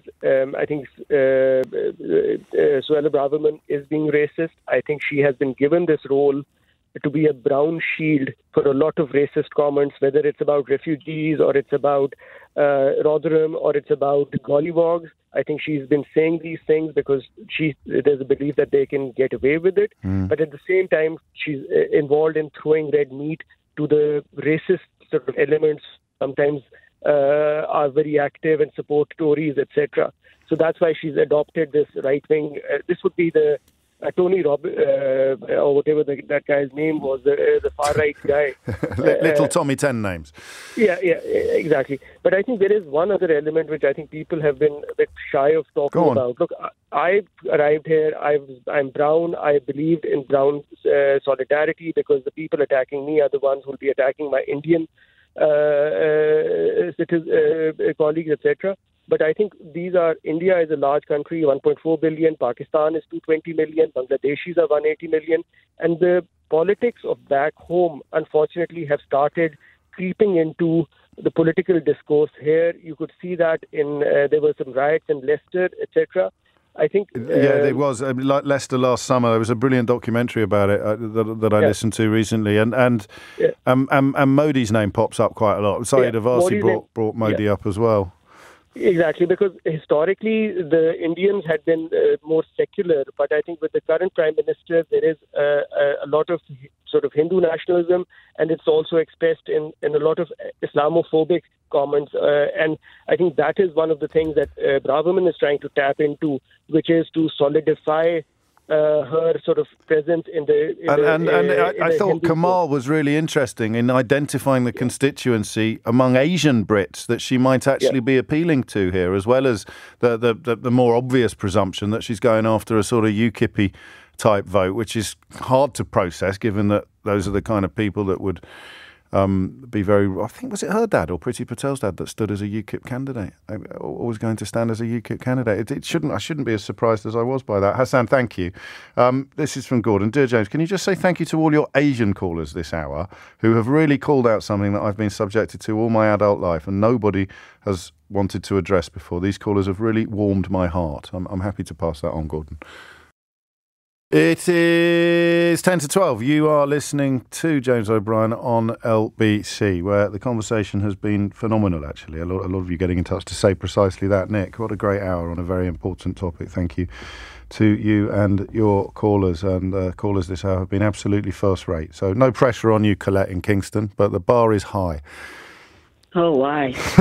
Oh, wow. What would you like to say? Well, I believe that Suella Braverman suffers from a very deep sense of insecurity. Okay. I would think that she was brought up in this country. Yes. And I would imagine that she would have suffered a lot from racism. And I think in an attempt to either hide it or rise above it. Yeah. I'm not quite sure which one is which. So she is aping the white man. And I say that, James, yes, because I was brought up in a multinational country, Mauritius, which I believe is half the of her country heritage of a mother. Yeah, she's a Mauritius Kenyan father. Is a very, very racist country. Ah. We have the whites, the Creoles, the Indians, Muslims, and the blacks. And as you can see, it's all, as I say, the hierarchical. Hardly ever mixed. Okay, these I didn't races. know that. Hardly ever mixed. And so everyone looks upon the other with a slight disdain. And the Indians who came over after slavery was abolished were always looked down upon as, the labourers, because this is, how they first came to Mauritius. And so I really think that whether that insecurity of hers, I don't know whether she's ever been to Mauritius. But if she would have been, I don't think it would make any difference, to the Mauritians in a who way, are not Indians. The fact that she's an MP. I hear you. And then she would be just an Indian woman. Okay, I mean, hang on. I'm fascinated by what you're saying. I just want to respond to some of it. Yes. As I listen to you, Colette, I realise how silly, how daft it is for me to think that somebody's background, what I understand about somebody's background, would somehow make them less likely to hold the sort of views that Suella Braverman has, because as you describe it, it's like night following day. It's perfectly logical that she feels the way she does about the issues that Saeed Avasi has highlighted. Well, I don't think that it is racism as I understand racism. Okay. I think it is the way of showing, I am better. Well, that's how I understand racism. Well, yes, but, racism as we normally look at it, it's white versus brown and black. Yeah, okay, I see what you mean. Yes, except it obviously isn't. And this is the central thrust of Saeed Avasi's interventions this week, isn't it? That is a mistaken... That's what Freddie Eyre called it. That's a category error to think that is what is going on here. Yes, and, I always used to think of Priti Patel as, in the Conservative Party as a bit of a decoy. Yes. She could come out with all this racist language. I think of the Sewell report that claims that there was no such thing as institutional racism. And some people are suggesting that compared to Suella Braverman, Priti Patel is Mary Poppins. There's probably some truth in that. But she has... Yeah, I mean, that's really interesting. And actually, in some ways, it's mildly racist to think that because someone is from an ethnic minority, they wouldn't have the same reactions to issues that somebody who's not from an ethnic minority would have. It's patronising, certainly, of people like me to think in the way that I've previously thought. And it might even be mildly racist to sort of think, well, because she's brown, she shouldn't have these attitudes towards other people of colour. Of course, other countries have got hierarchies based on race. I mean, or even on caste. You want to look at class, you want to look at race, you want to look at religion. It's a touch of white privilege, I think, that I'm suffering from there, Colette, but you have provided a helpful corrective to it, so thank you. Jack's in Hackney. Jack, what would you like to say? Hey, James. Hey, long-time listener. Welcome. First-time caller. Thank you, mate. Thanks for having me.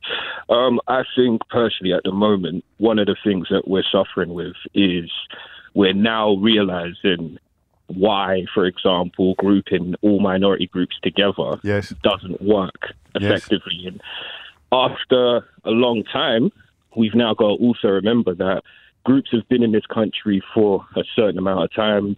Obviously, the country's always had migration dating back to, beyond hundreds and hundreds of years ago and all of that. But now we're starting to see, and in some cases, some people use the term whiteness. I sometimes use the term more like dominant society, if you will.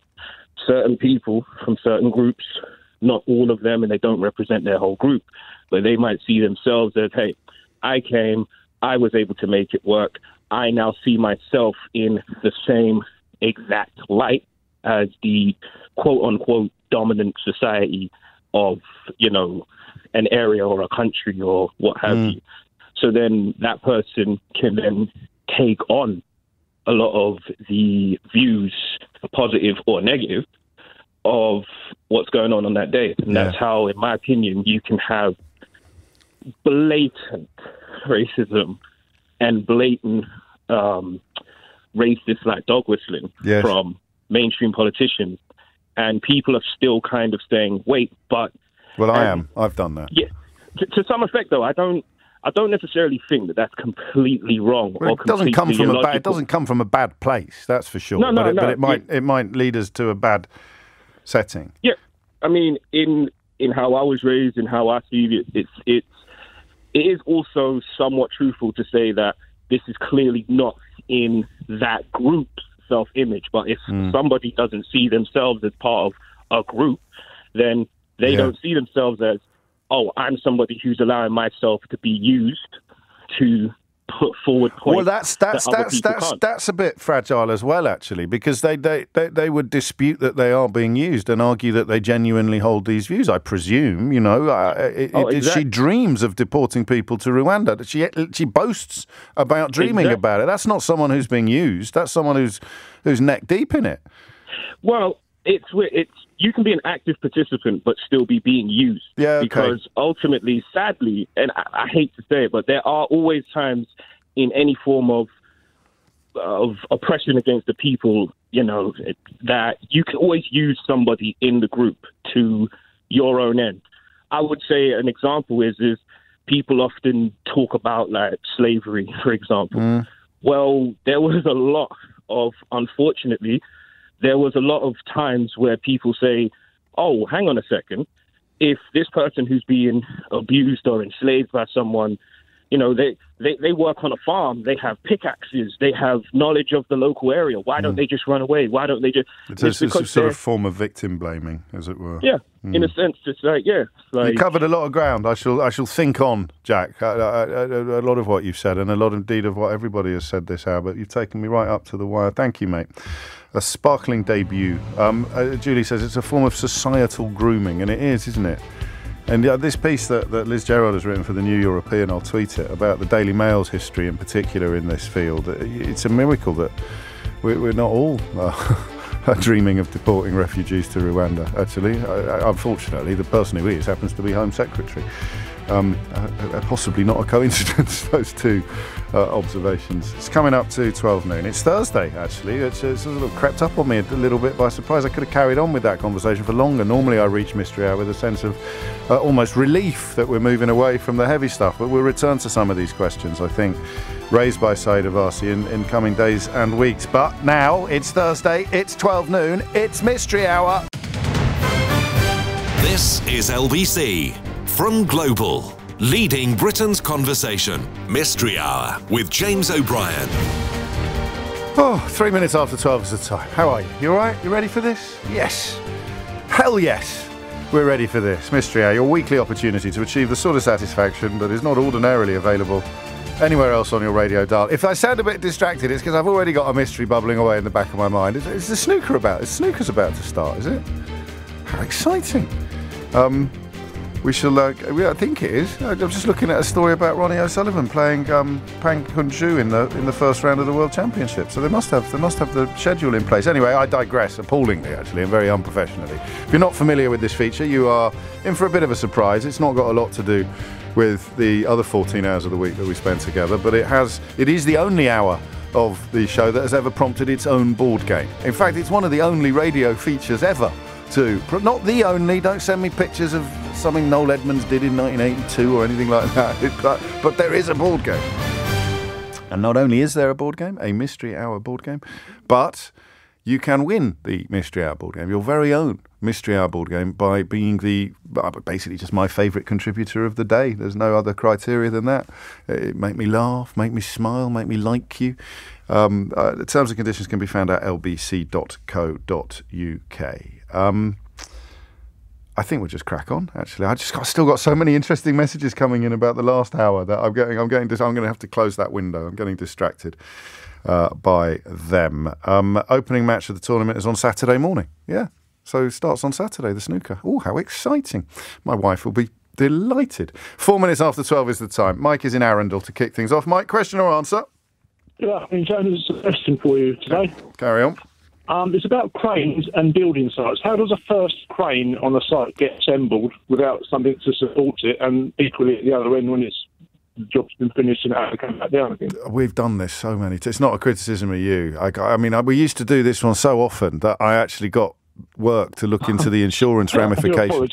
No, it's not your fault. I mean, it's going back a long time, and I can't remember the answer. But we dealt with it so because I get a bit weird about cranes and bridges. I don't have a petrol head gene in my body, but cranes and bridges just transport me somehow into contemplations. I can sit and watch cranes for hours.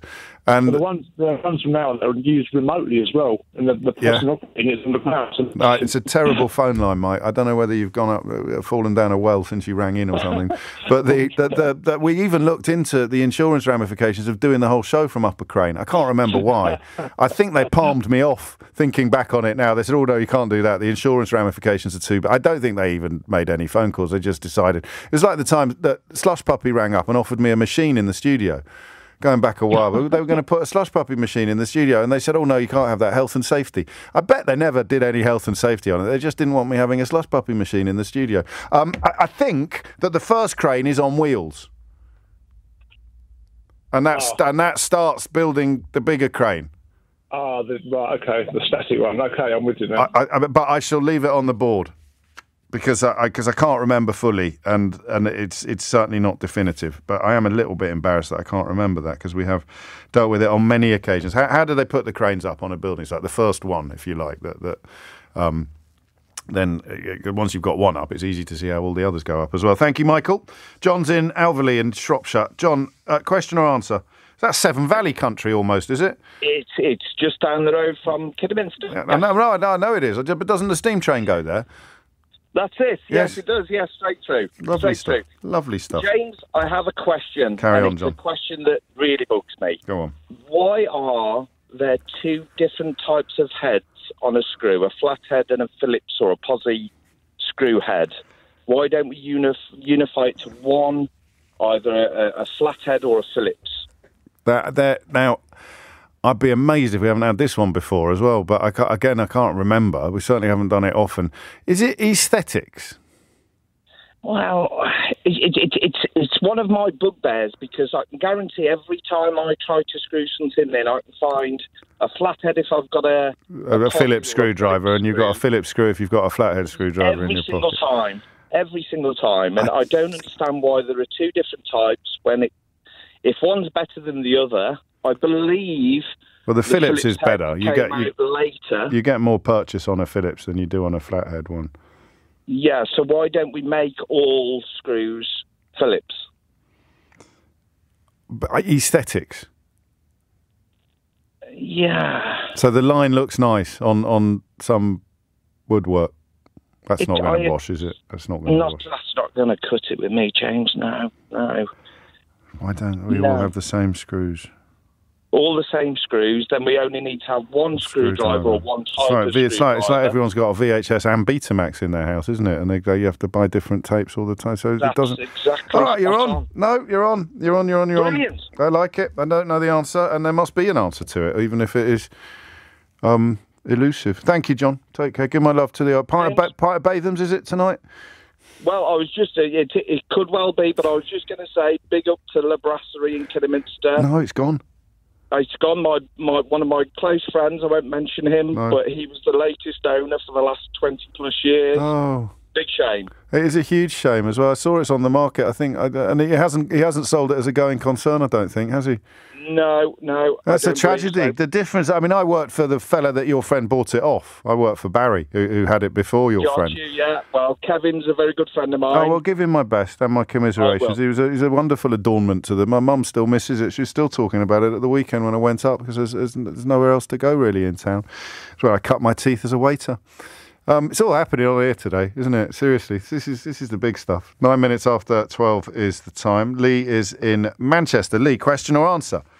Good morning, James. Lee, the tattooed teacher. Hello, mate. How are you? How are you? Very well indeed. I've got one linked to my job. Yes. I'm asking, are homophones and homographs exclusive to the English language? You're going to have to remind us what they are. So, for example, homophones like words that are spelt differently but mean something different, like weight and weight. Yes. I need to lose weight or wait for it. Yes. Homographs are spelt the same but mean different things, like close the door or close. Like, that was a close thing. Yeah.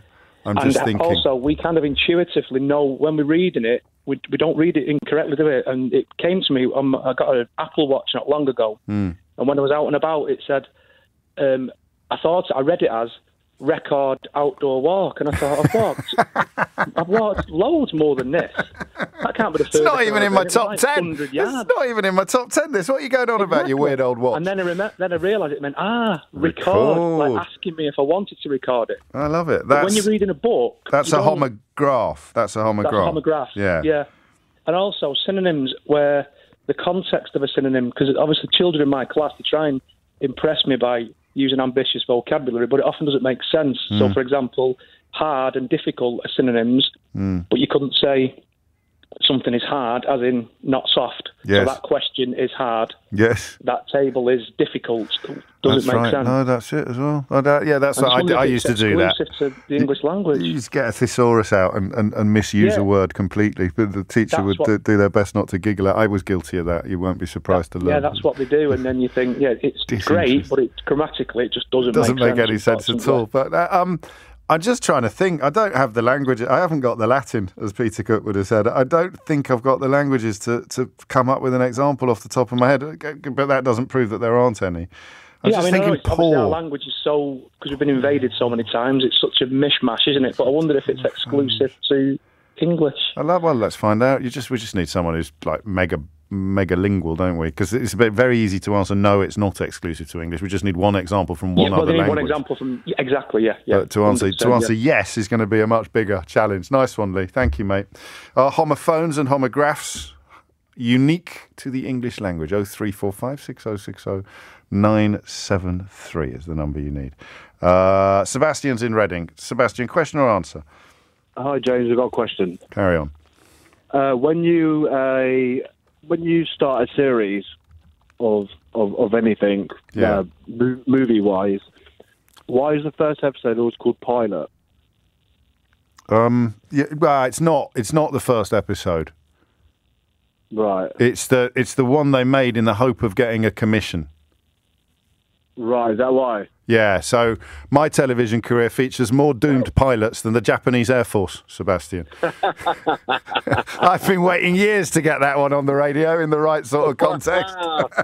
There you go. You got Thank you very much. I'm here all week. Try the veal. But it does. I mean, so you make a pilot, and then they watch it, and they say, good God, no, we're certainly not commissioning this old toilet. Right, or they say, yeah, this is great, we'll give you millions of pounds and you can make 20 episodes. So that's why it will end up on Netflix or end up on the DVD, the pilot will. Right, I see. But that still leaves the question hanging of why it's called a pilot, to which I think the answer is simply that it's like a prototype, you know. It goes first. Pilot, like in the river, the pilot would go in front of the barge, wouldn't it? The pilot would steer the boat into a dock. Pilot light, Keith said. What, in a boiler? I don't think that's helpful, Keith. Really, I could be wrong. I'll leave it on the board, but I think it is going to have something to do with what we've touched on there. Crikey, making me nostalgic for all my failed pilots. Thank you, Sebastian. We shall get you an answer to that. Why are pilots? That like trial episode of a TV show, why is it called a pilot? It is 12:14. Some lovely questions on the board this week. It's going to be hard to pick a winner so far. Craig's in Lawrence Kirk in Aberdeenshire. Craig, question or answer? It's a question, please, James. Carry on. Why are shampoo bottles generally larger than conditioner bottles when you use more conditioner compared to shampoo? Do you use more conditioner compared to shampoo? Yes, yeah, definitely. Well, or even if you use the same amount, why is the shampoo bottle always, or most of the time, bigger than the conditioner bottle? Well, I mean, it's an interesting question, but it's based on quite a few presumptions, if you don't mind me saying so. Yeah, the amount of hair for a start. Well, I mean, that's a bit of a sensitive area for me, but I think it's, isn't it because not everyone uses conditioner? Well, those that don't use conditioner won't buy it, so they'll just... No, but I'm thinking of a family. Ah, right, okay. Yeah, so there's multiple users. Yeah. So you get through, as a household, you get through more shampoo than you do conditioner. Possibly, yeah. I don't know. I'm not convinced that you use more conditioner than you do shampoo either. Definitely. I use loads more, and so does my wife. And Really? everyone I've spoken to uses more conditioner than they do shampoo, for sure. But you're supposed to shampoo your hair twice before you condition. Yeah. First, yeah, definitely. Well, that would also answer your question, wouldn't it, as well? It would. Because you're supposed to go through it twice as quickly. Shampooing your hair too much isn't good for your hair, though, because it strips the natural oils out of it. Yeah, well, that's how often you do it. But when you do it, you should do it twice. Okay, so that could be the answer, yeah. I find out. I like it. Why is the shampoo bottle much bigger than the conditioner bottle? I like that. Have you got lovely, luscious locks, Craig? Yes. You have, haven't you? I can tell you have. I guess it's just not fair. It's unbelievable. I sometimes sort of catch a glimpse of someone who's got hair like I used to have when I had my full ponytail. Oh, it's a cruel blow, Craig. It's a cruel blow. It really is. It's terrible. Sorry, man. Sorry. That's all right. We've all got our crosses to bear. Thank you. Cranes, shampoo, screw heads, homophones and pilots. There's a lot there to get your teeth into. We'll start picking off some answers shortly. Mystery Hour with James O'Brien. This is LBC. 19 minutes after 12. They did lie to you, James, says Stephen in Milton Keynes. James Robinson on Chris Moores' show was allowed to drive a tower crane. They told me they couldn't get the insurance. They're cheeky beggars. Honestly, I'm probably worth more than James Robinson off the Chris Moores show as well, so it would cost a lot more to insure me. And I bet I was allowed a slush puppy machine as well. That was before we moved studios. It's about 15 years ago. I was just waxing lyrical about them on air and talking about how you never see them anymore. And one of their reps rang in and said, "Do you want one? Can I get one dropped off at the studio?" I'm a massive, great old thing. Massive, because the homemade ones, you buy them in Robert Dyer's and you make it yourself out of ice. They're a bit rubbish. And they're not, like Mr. Frosty as a kid. Do you remember Mr. Frosty? Did you have Mr. Frosty as a kid? It's nothing like the stuff you got in Woolworths, was it? It was just sort of crushed. Well, anyway, obviously it's crushed up, but the quality of crushing was crucial. They were going to get me a slush puppy machine. I wasn't allowed it, and they didn't let me do the show from Upper Crane, honestly. I need to get an agent. Paul's in Bury St Edmunds. Paul, question or answer? Question, please, James. Carry on. Who decides what clothes are in fashion? That's a brilliant question. You mean apart from me? Oh, well, obviously apart from you. Well, an example would be, a good few years ago, we were all wearing boot-cut jeans, if you remember. Yeah, of course. And then now we're not.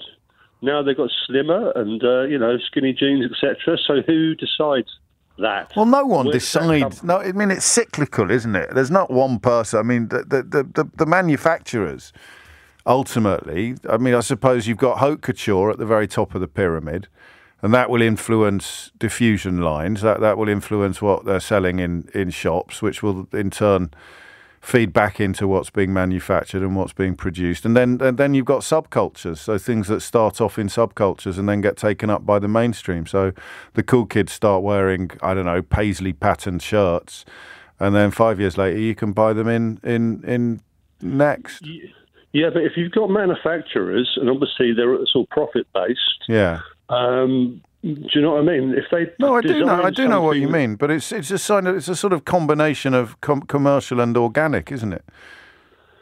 Okay, so if somebody spends millions and millions of pounds on a certain line of clothing, they put it in the shops, and if it doesn't sell, that's not good, is it? No, but that happens. Yeah, doesn't it? So I mean, it is. I'm not going to take the round of applause. But I think it's a form of sort of alchemy. It's a form of hope and planning and. I mean, I don't think there's going to be a straight answer to the question. The flares are coming back round again, for example. Are they? Yeah, bell bottom. Steve in Colchester's seen quite a few around the place. He's just texted to say. Oh, those hippies.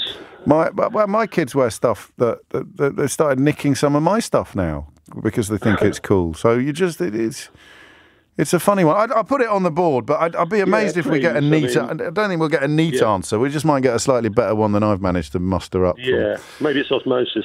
It could be a form of osmosis. Well, it is a form of osmosis in a way, in that you see someone else wearing something and you sort of absorb the desire. No, that's not going to work. Mine, there you go, Paul. Mike's in Marlow. Mike, question or answer?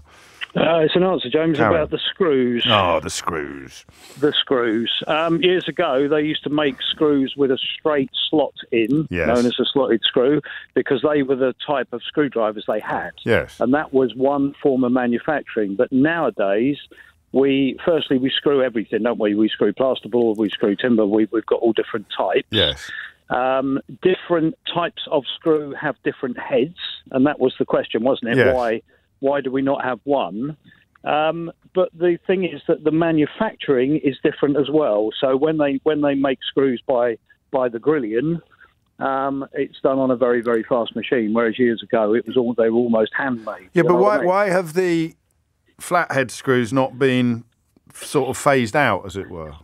Well, that's just tradition. If you were working in a house, if you're working in an old Victorian house and putting some lovely brass hinges on a lovely oak door, yeah, you wouldn't dream of using a posi screw on it. No, well, that's what I said about It would look aesthetics. wrong, yeah. That's what I said about aesthetics.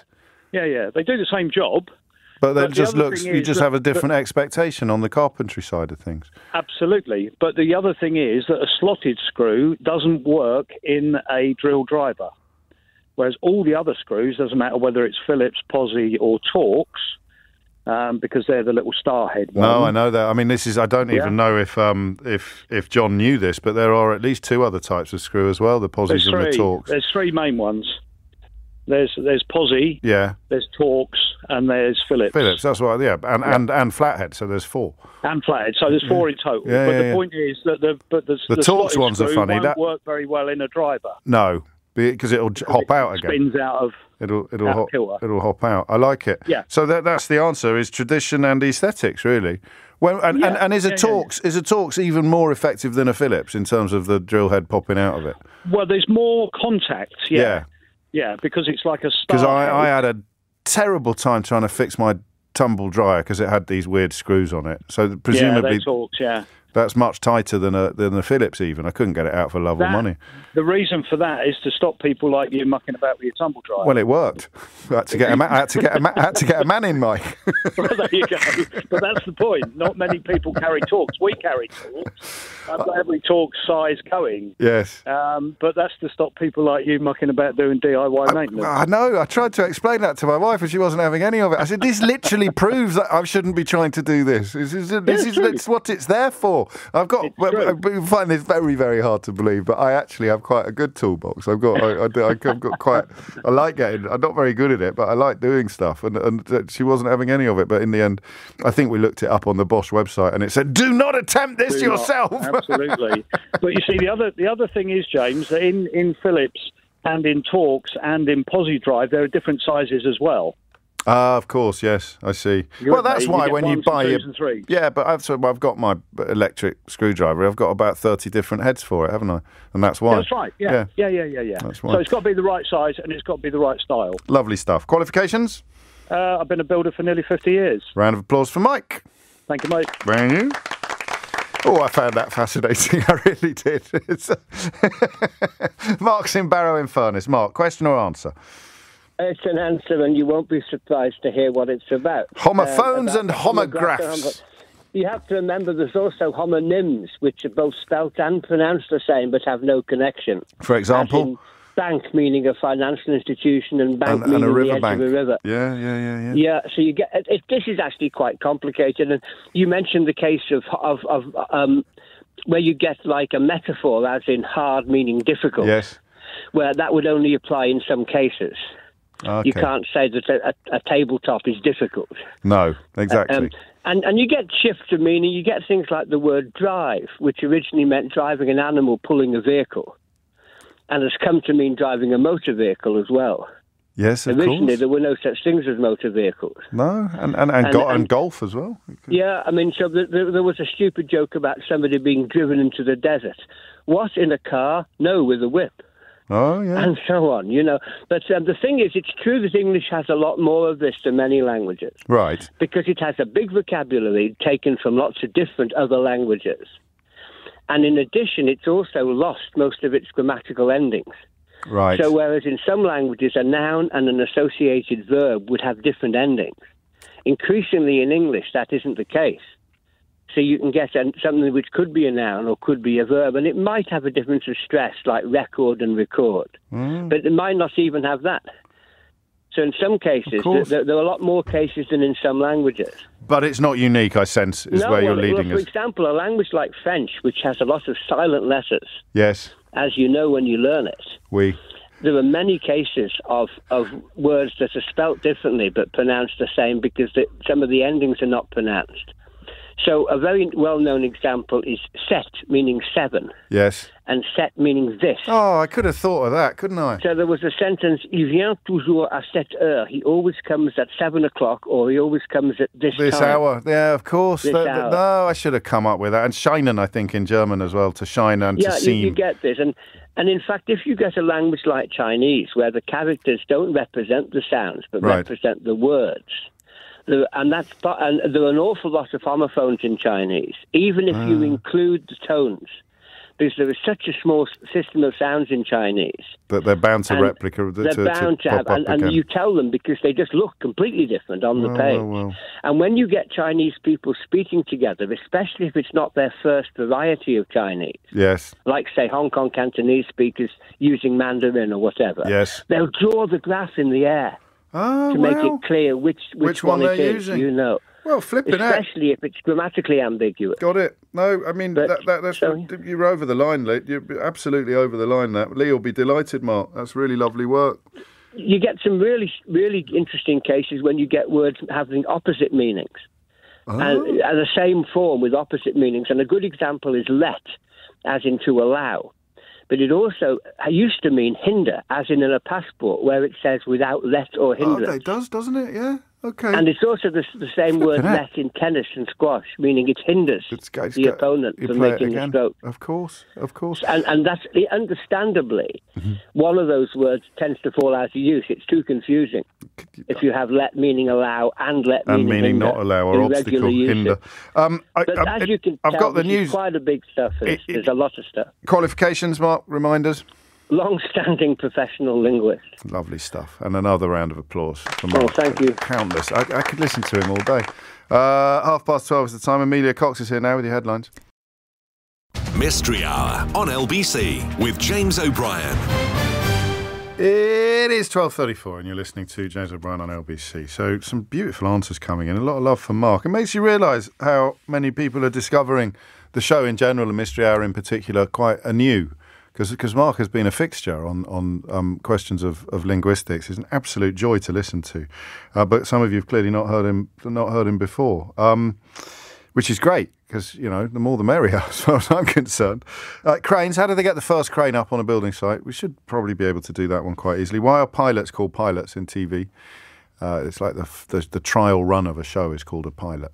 Why is your shampoo bottle bigger than your conditioner bottle when everyone uses more conditioner than shampoo? That second bit is true because you just shampoo your scalp, don't you, really? Whereas with conditioner, you want every strand to be coated. And who decides what's fashionable? Asked Paul. 0345 606 0973 if you can answer any of those. Kyle is in Liverpool. Kyle, question or answer? It's a question, James. Carry on. Why does my appendix scar hurt when the weather's about to change? Well, how often does it hurt? Every time the weather's about to change. No, not numerically speaking, because I had the surgery 12 years ago, and I was very poorly, so it's quite a big scar. Yeah. And I have keyhole surgery scars on my shoulder. They don't hurt. Right. But it's just my appendix scar. And what is it, like a throbbing pain? No, it's like an ache, like a dull ache, and obviously the weather's changed twice in the past week. From sunny, it starts to ache, and then it went stormy. And I know the weather's going to change because it starts to ache. How big a change does it have to be? A dramatic change. Like we had 18-degree temperatures last week, and then this week we're on. Well, I've got 3 degrees at the moment where I am. Got all their albums. Yeah. At what point does the scar start hurting? Say about a day, 2 days beforehand, maybe. There's a bit of a chicken and egg problem here, Kyle, isn't there? And it might be hurting for completely different reasons, but then the weather changes. I've had it checked out, though. What do you mean you've had it checked out? So, about 6 years ago, I thought there was something up with it because it was hurting. I went to the GP, and the GP felt it. Said, "No, it feels all fine. I can feel the muscle where it's all together." So, there's nothing wrong with it. It just aches. But I'm saying it might not be linked to the weather. It might just come and go, and you've just sort of linked it in your mind with a change in the weather. But actually, it probably hurts, and then there isn't a change in the weather, but you don't remember those times. I remember everything. Oh, come off it. I do. You're like my mate Luke, who thinks he's clairvoyant because he makes about 100 predictions a year, and 2 of them come true, and he thinks he's Mystic Meg. Oh, I can remember my first word. I can remember my first day of school. Oh, gosh. Very clever. Very I clever.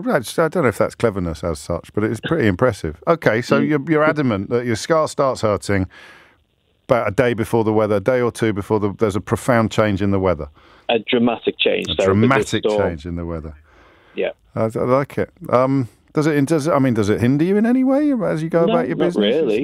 Not really. No, just feel it and go, oh, here we go again. And then the weather changes.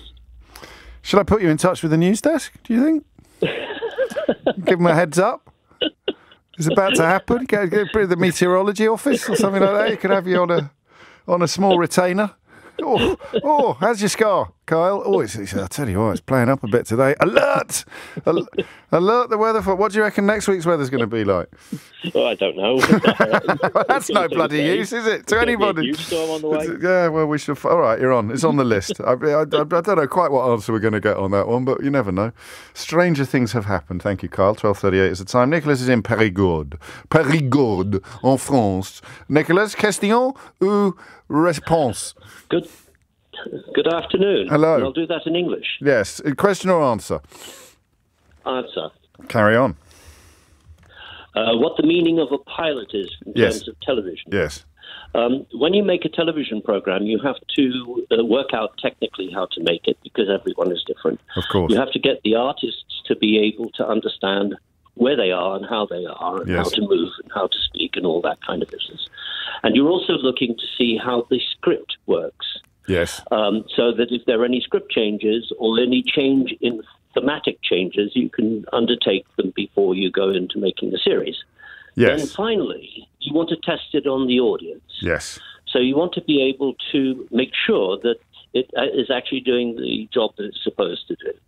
And the reason it's called a pilot is it is exactly as it is with a pilot in, say, going down the Mersey. Yeah. You've got to negotiate the way he goes up and down the river. That's what I thought. So that's why it is. That's what I thought. That's a lovely you were answer. Right. Yeah, I was right, but right. you get the round of applause. Well, what are your qualifications? I'm an ex-television director. Oh, cool. What did you do? And I made a lot of pilots as well. So it's invention. Well, there it is. I love it. What was your favourite show that you worked on, Nicholas, if you don't mind me asking? Probably, I did 700 of the early countdowns. I also made Krypton Factor. I also made Fraggle Rock. Fraggle Rock with Fulton Mackay. Yes. I loved that show. I made the first two series. Did you? Oh, wow. That's a proper mixed show. palette then, isn't it? It's a proper mixed palette. Well, I also made science programs like Where There's Life and Fun and Games, which was the only primetime pure mathematics program ever made. Gosh. Had an audience of 9 million people. It really got the numbers. It was pure mathematics. Good grief! I don't remember that. That's fantastic. We had Carol on Full Disclosure. We had Carol on Full Disclosure a couple of weeks ago. She's a wonderful guest. She would have been in some of those early countdowns, wouldn't she? If not all of them. She was in all of the ones I made. She was in the first one I made. Well, it wasn't just her to start with, was it? There were a few more people in the studio. No, there were a variety of. There used to be a letters lady. Yes. And Carol, who did the mathematics. Yeah, no, I remember. I loved it. It was a really good... Hey, guess what else as well? She's a pilot. What's that? Carol is a pilot. Is she? As well. Yeah, she's a qualified pilot. Talk about symmetrical. Big round of applause for Nicholas, please. Lovely stuff. Thank you, Nicholas. That was lovely. 12:41 is the time. A lovely mystery hour this week. I crossed that one off as well. Worried about Kyle's appendix scar. A few people getting in touch suggesting that they suffer similarly. Bob's in Coulsdon. Bob, question or answer? Hello, James. It's a question. Carry on. When I was in Croydon just the other day, I saw a plaque commemorating the widening of Croydon High Street, and it had who did it, and what have you, and the date in Roman numerals. Yeah. And I was very pleased to work out very quickly that it was 1896. Oh, yeah. And then it occurred to me, on a lot of television programmes and films, at the end of the credits, when it gives the copyright, for example, copyright BBC, copyright ITV, or whatever, it has the date in Roman numerals. It does. And why does it? Now I'm going to take the round of. I'm going to take the round of applause on this one. and my qualifications are that we've had it before. But I don't think you can go definitive on it, but there is a consensus on what the reason is. In fact, the last caller probably could have helped us on this one. He might have. Television producer, all those episodes under his boat. But the general consensus is so that, apart from clever clogs like you, most people can't work out how old a program is. So it sort of camouflages the fact that they're putting on old stuff. Really? Yep. Would they have a motive to do that? Yeah.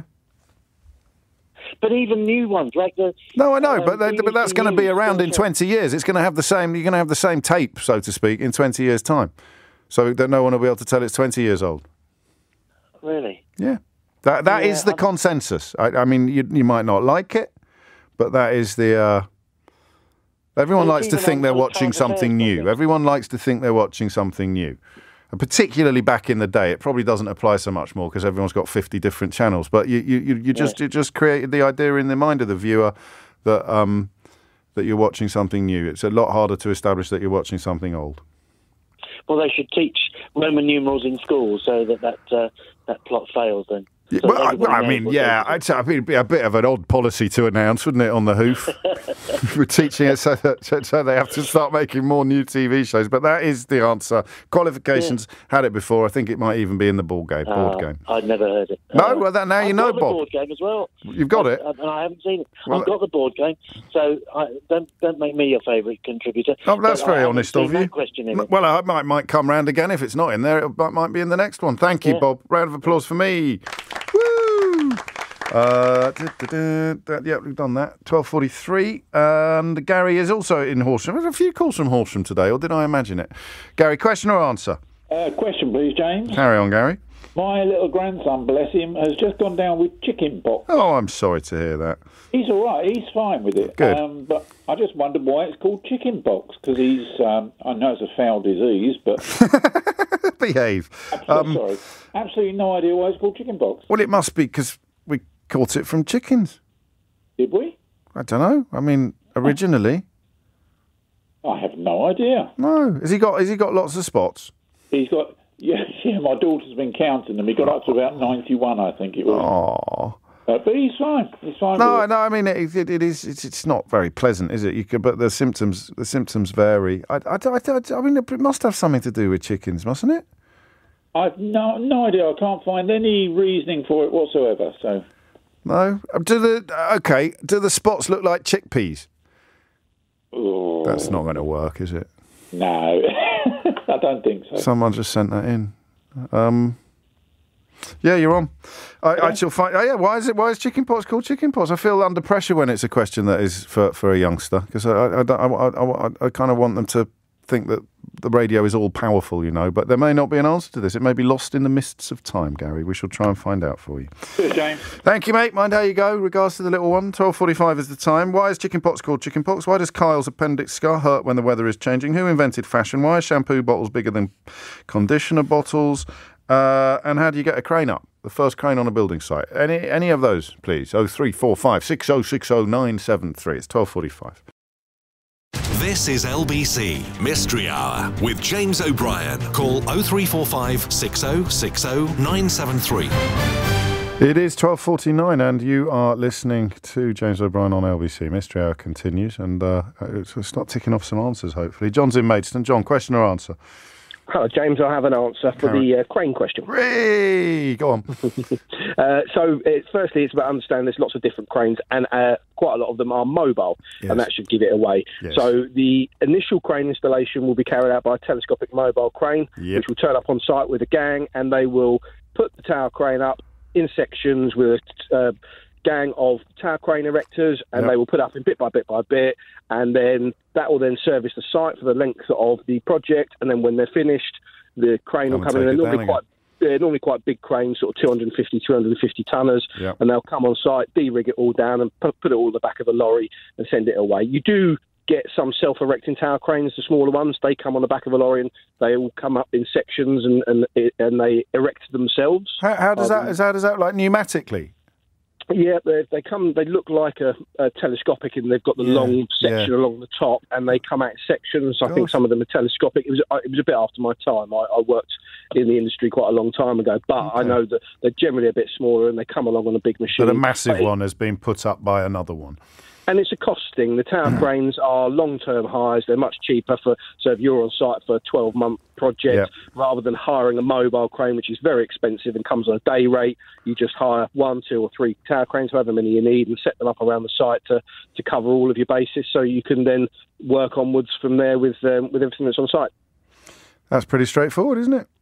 Yep. And so when you've got more than... And then you can use... Once you've got one tower in place, you can use that to put other cranes up. Exactly, yes. And often you'll find as buildings go up, especially in things like skyscrapers, the tower will be inside the building, so they'll use the first tower crane to then erect a taller one, and then they'll work up as they go like that, as they build up to these big towers. So you think places like Dubai and places like this, where it's all about big is better, you know, it's a real logistics thing. And Love it. Big gangs Love of people. it. But Qualifications? I worked in the mobile crane hire industry for about 10 years when I left college. Well, why did you pack it in? I worked in operations, and it's too much like hard work for me, so I worked in sales. Physical. Lovely one. Round of applause for John. Thank you very much. Thank you very much. And I'll take that next time. I'll back myself more next time. The first one is on wheels. It's pretty straightforward. Pietro is in... Pietro, I beg your pardon, is in Edinburgh. It'd be funny if you were doing the fashion question. That sounds like a fashion kind of name, Pietro. Well, I wouldn't say it's a fashion name, but that is the question that I'm answering. Fantastic. Go on. So, I'm very nervous, and there's a lot to cover, so I'll try and keep it brief. Go on. So a number of things were covered in answer to the question, who decides what's in fashion, right? Yes. And there's a number of them. Celebrities, subcultures, culture at large, and the fact that it's a cycle, so things come in and out. The cycle is interesting because it's majorly based on rebellion. So children try to dress, or tend, not all of them, but some tend to dress opposite to how their parents used to dress. Yes. And that's what justifies the cycle, or part of it. Yes. Celebrities and influencers tend to set trends, and that the idea that leverages, or that what's leveraged there is the idea that if you wear what I'm wearing, you're cool. So that's sort of it's an identity building project. It's trying to dress like cool people and therefore be cool, if you want. Yeah. And subcultures is interesting because it's the opposite of that, or well, not necessarily the opposite, but it's slightly different because that's the idea of the group, and it's not cool. So you're rejecting the herd. You're proving your individuality, really, as a member of a subculture. Well, you're proving you're a member of a group, which is, if I wear this, it's not like I'm cool, but if I wear this, I'm part of a group. Okay. So it's affiliation. So there's a million different things going on. What's the biggest, do you think? Yeah, well, the one that wasn't covered, which is perhaps the one that's most influenced now, is the idea that there are trend forecasting agencies that brands base their future collections on a consultancy basis. So because production of a collection of clothing takes around about a year or 2 years, if we're not talking about fast fashion, then you have to rely on someone to give you consultancy and tell you what's going to be in fashion in 2 years. Yeah. And the running assumption is that trend forecasting agencies run a self-fulfilling prophecy business where they say, they basically all say the same thing because they obviously coordinate. Sure. And they say, this is what's going to be in fashion in 2 years. Then brands go out and produce it. So does it ever go wrong? Sort of, say again? Does it ever go wrong? It does go wrong, yes. But the problem with that is that it's a very costly error, right? Because if you produce a whole collection that's out of fashion or that doesn't fit with what is in fashion, then it's a big problem. And that's why fast fashion exists, because they're really quick. They can turn it around really quickly. Some of it goes in a month from design to the shop, which is, love it. If you think about Brilliant it. answer. What are your qualifications, Pietro? I've worked as a researcher in fashion for a number of years. I'm currently writing a PhD proposal in future methods of production for clothing as alternatives to mass production. And if possible, I have a bit of a favour to ask you. Yeah, go on. Which is, because it's an industry-based PhD, I'm trying to get in contact with someone at Paul Smith. So if anyone's listening that's in touch with anyone at Paul Smith, and they want to get in touch with me to do an industry-based PhD on the future of sustainable production of clothing, then happy to help. No, we'll pass it on. We'll pass the details on if anyone can help. I mean, maybe Mr. Smith himself is listening. You never know. Stranger things have happened. Round of applause is all I can offer you in the meantime, Pietro, but I offer it. I'm very honoured. Right, Thank you very much. So you should. It's never going to go out of fashion, that. Guaranteed. Max is in Reigate. Max, question or answer? It's an answer to the shampoo question. Yes. So the short answer is essentially people misuse conditioner and use too much of it. Tell me about it. But there's quite a few bullet points to this. So the overuse is one part of it. There's no foaming agents or sulfates or anything in conditioners or masks. So it doesn't feel, because you're used to shampoo, you don't feel you've got enough conditioner on because it's not bubbling up. But it is actually doing its job. Yeah, and you're actually technically correct in the beginning in the sense of shampooing the roots, conditioning the mid-lengths and ends. Yes. So in theory, if you're using the shampoo twice on the roots and you're using essentially a 10p piece conditioner size on your mid-lengths and ends, you should get through them at the same sort of time. Roughly the same time. So, well, that doesn't explain why the shampoo one is bigger. It's more a retailing angle. So from one point of view, if you make everything exactly the same times, people often complain that they can't see the conditioner word on a bottle. Yeah. And so you don't reach for the wrong one when you're in the shower. Yeah, there's that in the shower, and even as more from a retailer's point of view, Great for answers. merchandising. Qualifications? Also, what are your qualifications? That's enough now. I work for a manufacturer. A round of applause for Max. I just want to squeeze in a couple more. Is there anything really important that you've missed out? Conditioner masks also go off quicker, so they have more preservatives, so they're almost that's interesting. expensive to make. Oh, lovely stuff. Well done. Oh, crikey. I bet you take your work home with you. Denise is in Tottenham. Denise, question or answer? Answer. Carry on. So it's a chicken pox one. Yes. We did a lot of research. 5 of my kids got chicken pox all at the same time. Oh, yikes. And it was, fun times. And there's 10 and under, so it was mad. Oof. And we had to find the answer because they all wanted to know why it was called chicken pox. Yeah. And there's no definitive answer apart from there's actually links to the chickpea. Someone sent me that. I thought they were joking, but it turns out that is one theory. One theory is that the scars look like little chickpeas. Yeah, they look like chickpeas. And also, the other theory is out there that it looks like a chicken has pecked you. I prefer that one, I think. I don't, kids preferred that one. Yeah, then we're going to go with that one, because it looks like a chicken has pecked you, all these little scars. So, historically there's just nothing that can pinpoint it, but that was kind of what we found out on online. That'll do nicely. No, well done. Qualifications, loads of kids with chicken pox. Can't get much fairer than that. Sweetly done. Round of applause for Denise. Thank you. Great stuff. So we've done that. We didn't do Kyle's scar. Just Kyle's scar didn't get done. Fashion, shampoo and conditioner, Crane's Pie. Oh, sorry, Kyle, mate. That's terrible. I'm going to give the game to Mike in Marlow for no particular reason, except that he made me feel very manly when we were talking about screws and DIY stuff, and I very rarely feel like that. It was nice for me, that, Mike. Thank you. You spoke to me like an equal when it came to sort of posies and Phillips and all the rest of it, and I enjoyed feeling like an equal. I don't really go much further than putting together flat packs, but somewhere inside me there is a carpenter struggling to get out. If you missed any of today's show, you can listen back on Catch Up on Global Player, where you can also rewind live radio or enjoy the whole show podcast. So, if you miss it some days, you can always catch up on it. You'll get all LBC shows there to catch up on, as well as all the latest news from LBC. So do rewind live radio on Global Player.